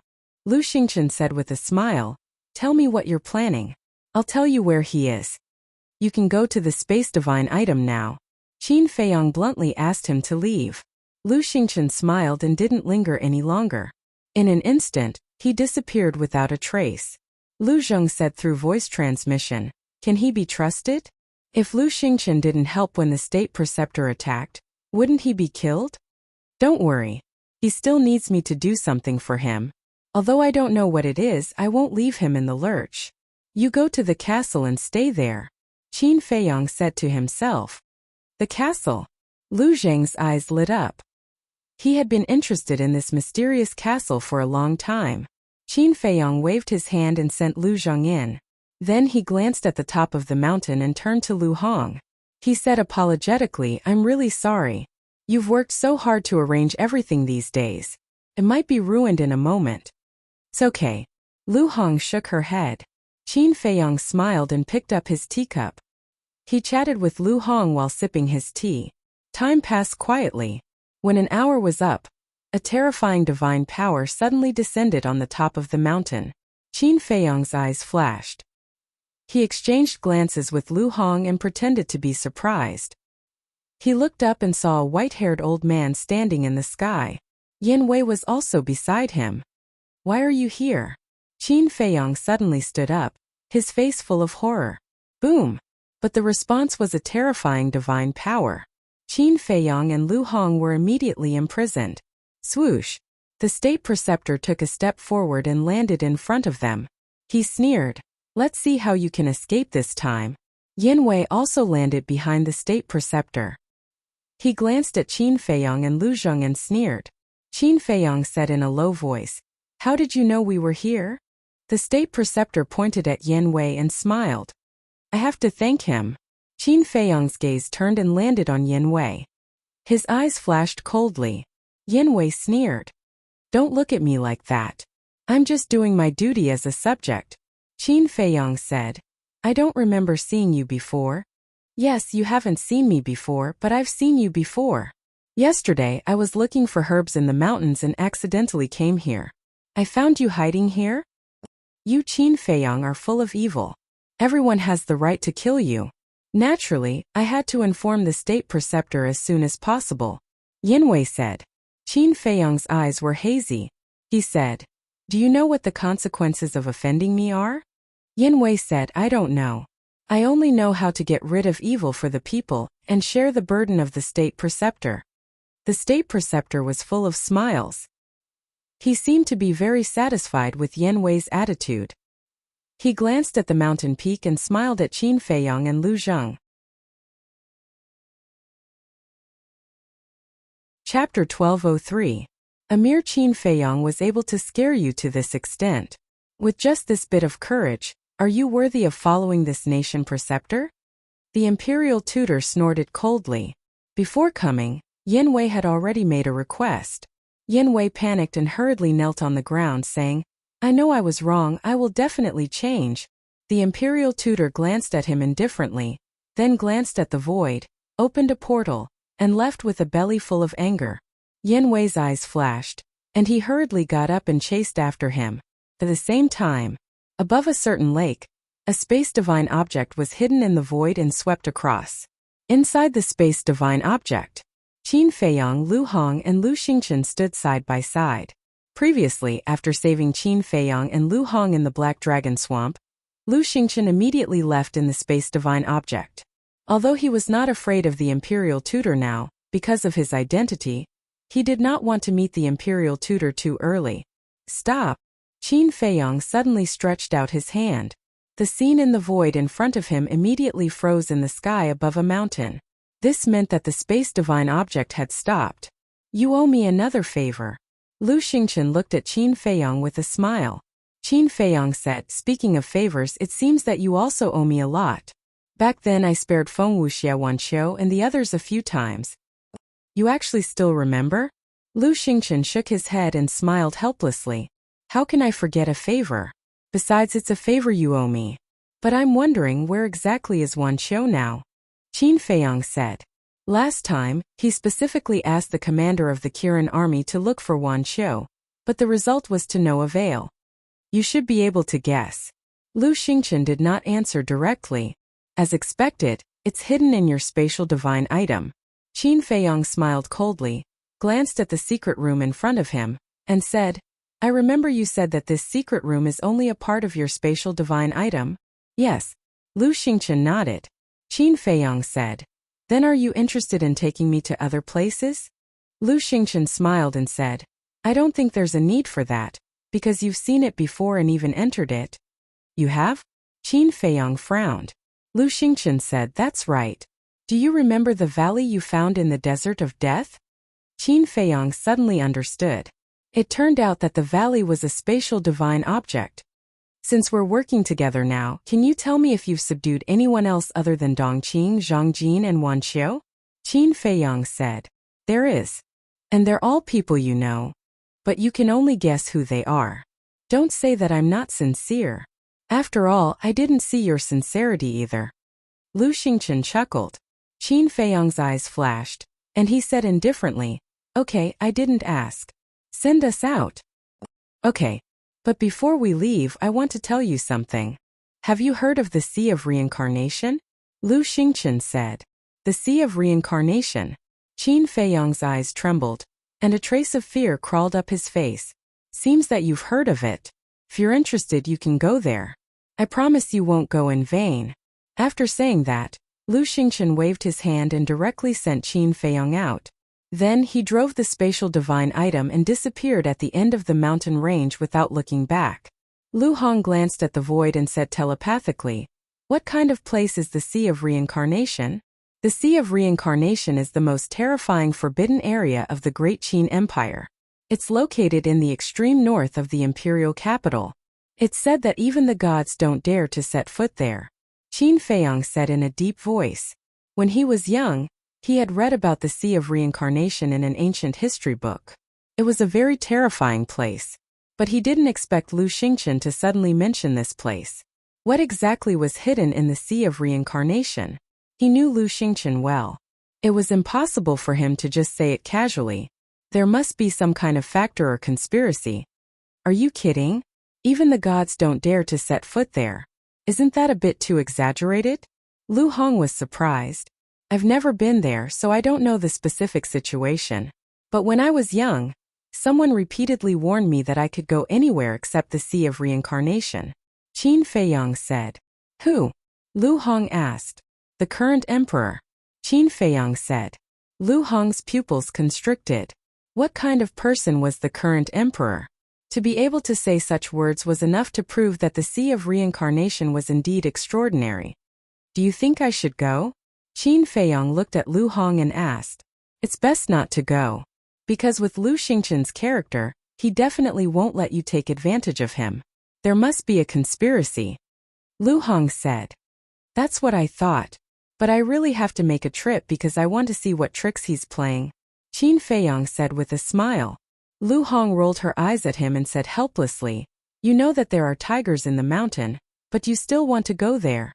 Qin Feiyong smiled slightly and said, But before we go, we have to make a trip to the treasure pavilion first. With that, he took out 2 illusory form pills. Buzz. At this moment, the image crystal rang. Qin Feiyong took out the image crystal, and Fatso's shadow appeared. Fatso pursed his lips and said, Your cousin is looking for you. Cousin? Qin Feiyong raised his eyebrows and turned off the image crystal. With a wave of his hand, Lu Zheng appeared out of thin air. He has to send a message to you first. I've never seen such a troublesome space divine object. As soon as Lu Zheng appeared, he began to complain, his eyes full of disdain for the castle. Qin Feiyong was surprised and said, You mean you've seen a lot of space divine objects? Lu Zheng was taken aback and waved his hand. It's not as exaggerated as you say, but I've seen space divine objects. Where have you seen them? Qin Feiyong's eyes sparkled. Don't look at me like that. Even if I give you a space divine object, you may not dare to accept it. Lu Zheng joked. Why don't you give it a try? Qin Feiyong provoked. Lu Zheng chuckled and said playfully, Is that so? What if I say that the owner of this space divine object is your grandfather? My grandfather also has a space divine object. Qin Feiyong's eyes trembled. Lu Zheng said proudly, What's so great about a space divine object? Let me tell you, I even have a divine object, Lu Zheng. Qin Feiyong's heart trembled.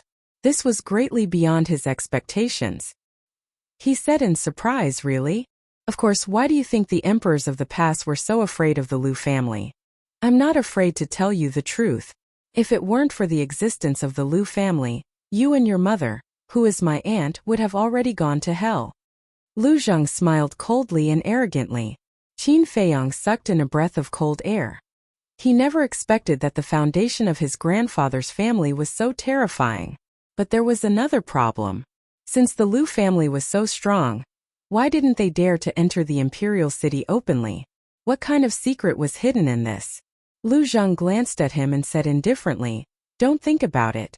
There are some things that you will never think of in your lifetime. Huff. Qin Feiyong took a deep breath and calmed his emotions. He asked, Why are you looking for me? Lu Zheng chuckled and said, "Aren't you going to the Imperial City? I happen to want to go shopping too."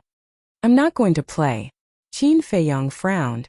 "You do your thing and I'll play mine." "What's the matter?" Lu Zheng asked back. Qin Feiyong shrugged helplessly. He took a phantom pill and gave the other to Lu Hong. Qin Feiyong disguised himself as a thin and sickly young man. Lu Hong only changed her facial features slightly, but she still looked so charming. Lu Zheng touched his chin and looked at Lu Hong with a frivolous look. He said with a smirk, "You're not a particularly charming woman, but why do I like you more and more?" "Hooligan." Of course Lu Hong didn't look happy. Qin Feiyong raised his eyebrows and took out a phantom pill. He looked at Lu Zheng and said, "Do you need it?" "Of course. Although I rarely go to the Imperial City, some old monsters in the Imperial City still know me. After all, I'm young, rich, and talented.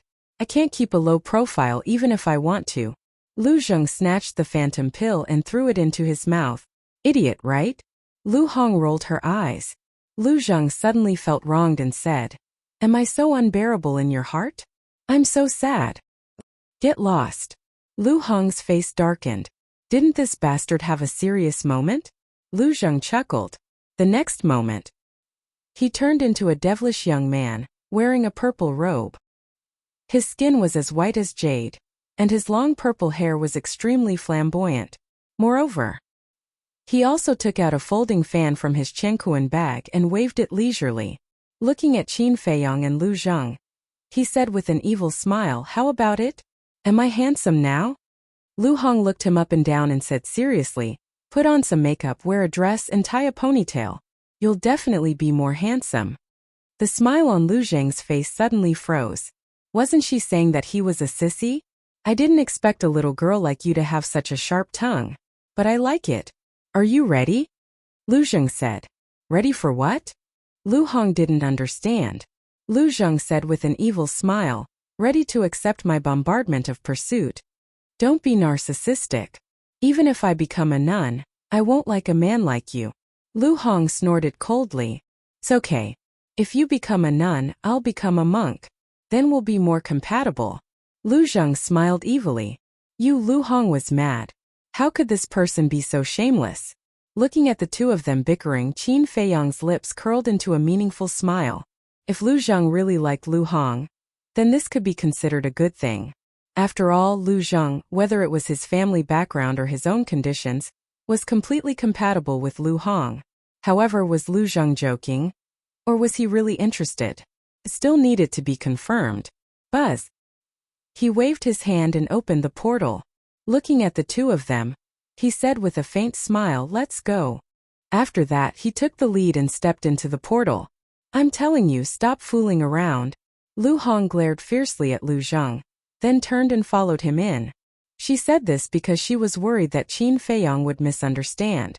Because there was only one person in her heart, and that was Qin Feiyong. Fooling around? Lu Zheng gave an enigmatic smile and stepped into the portal as well. Empire City. The first district could be said to be the most prosperous district in Empire City. That was because there were countless wealthy and influential people gathered here.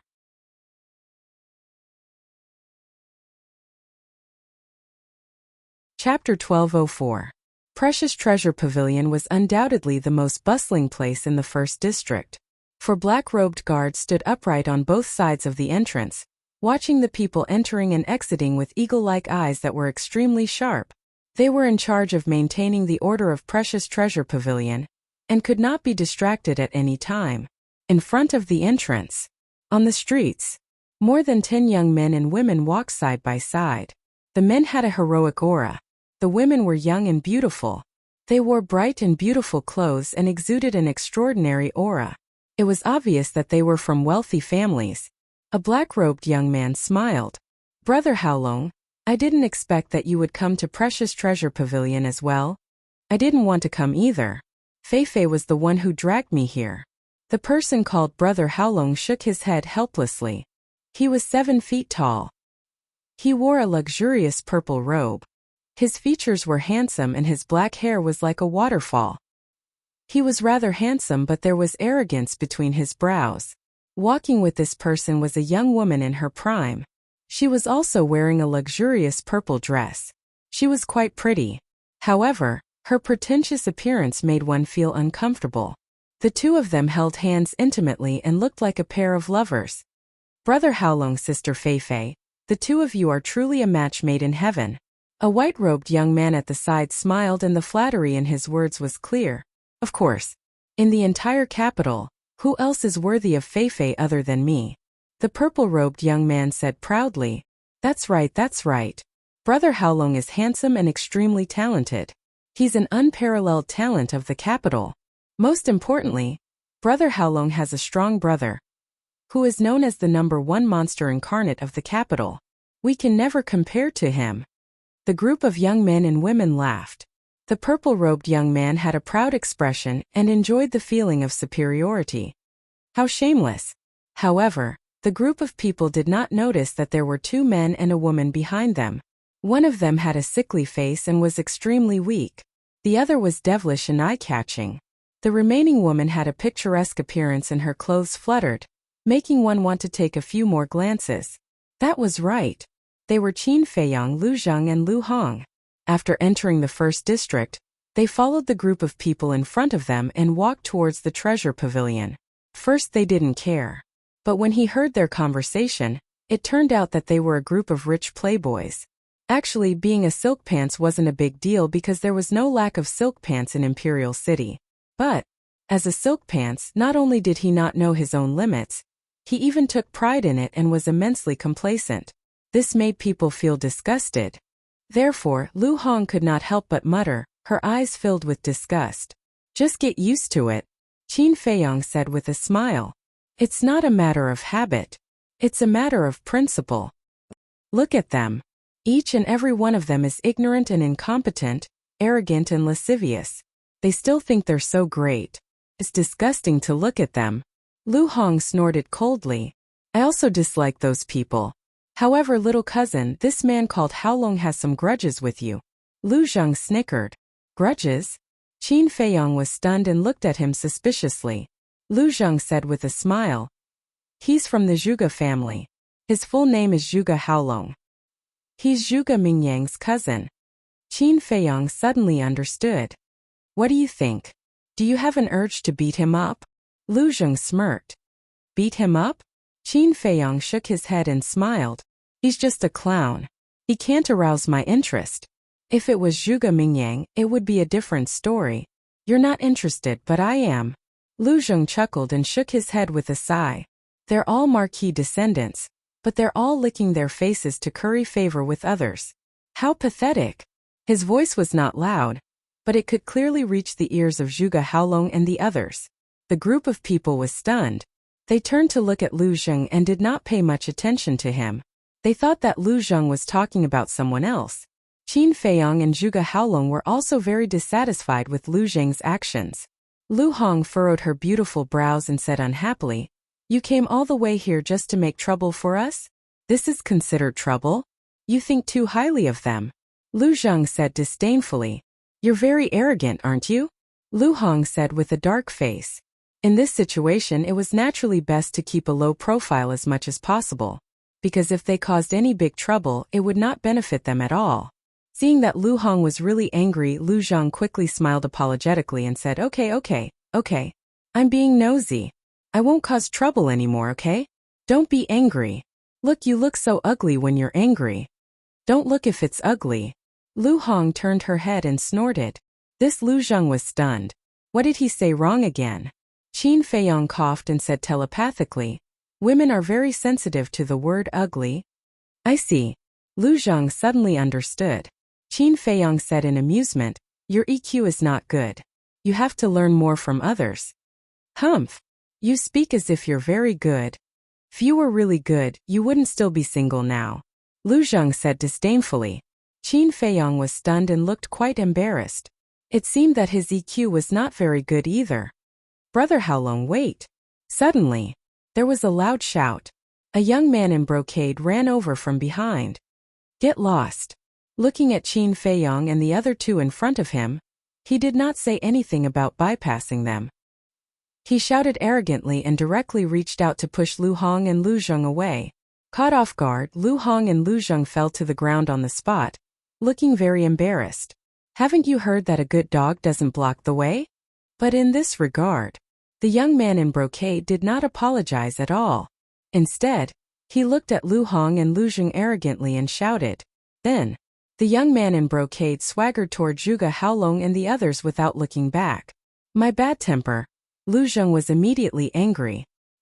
He got up from the ground, rolled up his sleeves, and walked angrily toward the young man in brocade. Lu Hong got up and pulled him. How can you tolerate this? Lu Zheng raised his eyebrows.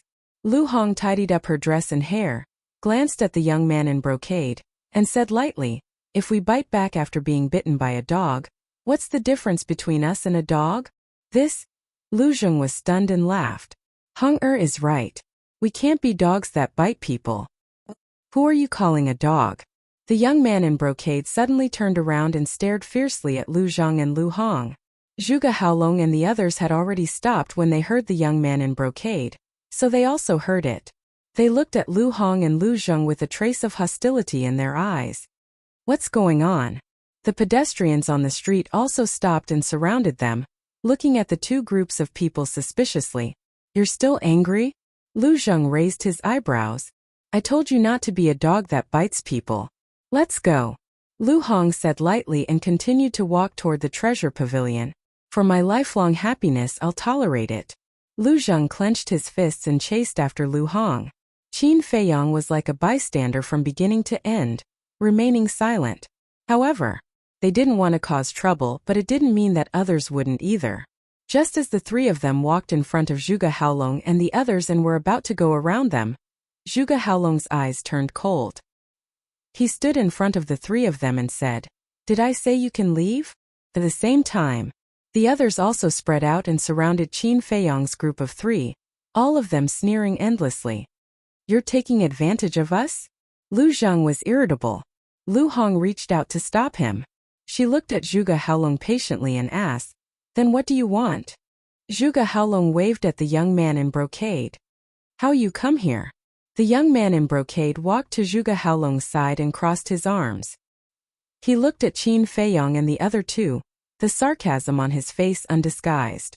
Zhuge Haolong said, Do you know who he is? Lu Hong said, I'm new here. I really don't know who he is. Zhuge Haolong said, Then listen carefully. He's called Zhuge Haoyu, my younger brother. Zhuge Haolong? Zhuge Haoyu. Who are they? So impressive. Someone in the crowd asked softly. You don't even know them? Are you from the countryside? Well, it's my first time in Imperial City. No wonder. Let me tell you, they are people you can't afford to offend. Have you heard of Zhuge Wuhou? I've definitely heard of him. Zhuge Haolong and Zhuge Haoyu's father is Zhuge Wuhou's younger brother. In other words, these two brothers are the direct descendants of the Zhuge family. With such a powerful family background, how can they not be impressive? Even if they kill people on the street, no one will dare to do anything to them. Do you understand? If that's the case, won't those three be in trouble? Nonsense. Those who dare to offend the Zhuge family will lose a layer of skin even if they don't die. But they didn't do anything wrong. They've been tolerating. Isn't this too unfair to them? Young man, you're too young. In Imperial City, there's no such thing as fair or unfair. There's only power.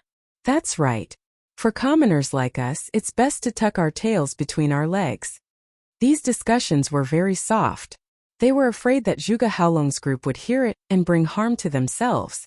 But Qin Feiyang and the other two could hear it clearly, because their cultivation was much stronger than Zhuge Haolong's group.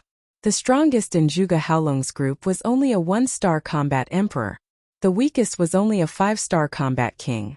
They naturally didn't put such a small character in their eyes. Lu Hong smiled and said, So they're from the Zhuge family. But I heard that Zhuge Wuhou is a righteous and respected person. But how can his descendants be a group of dogs that bite people? She's actually humiliating Zhuge Haolong? Is she really not afraid of death? This Zhuge Haolong is relying on the power of the martial Marquis government. He can do anything. Yeah, he used to do evil in Imperial City. He bullied people and women.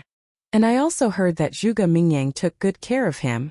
Zhuge Mingyang is the #1 monster in the Imperial City. Even the imperial master and his majesty think highly of him. Who dares to offend such a person? The people murmured and looked at Lu Hong in disbelief.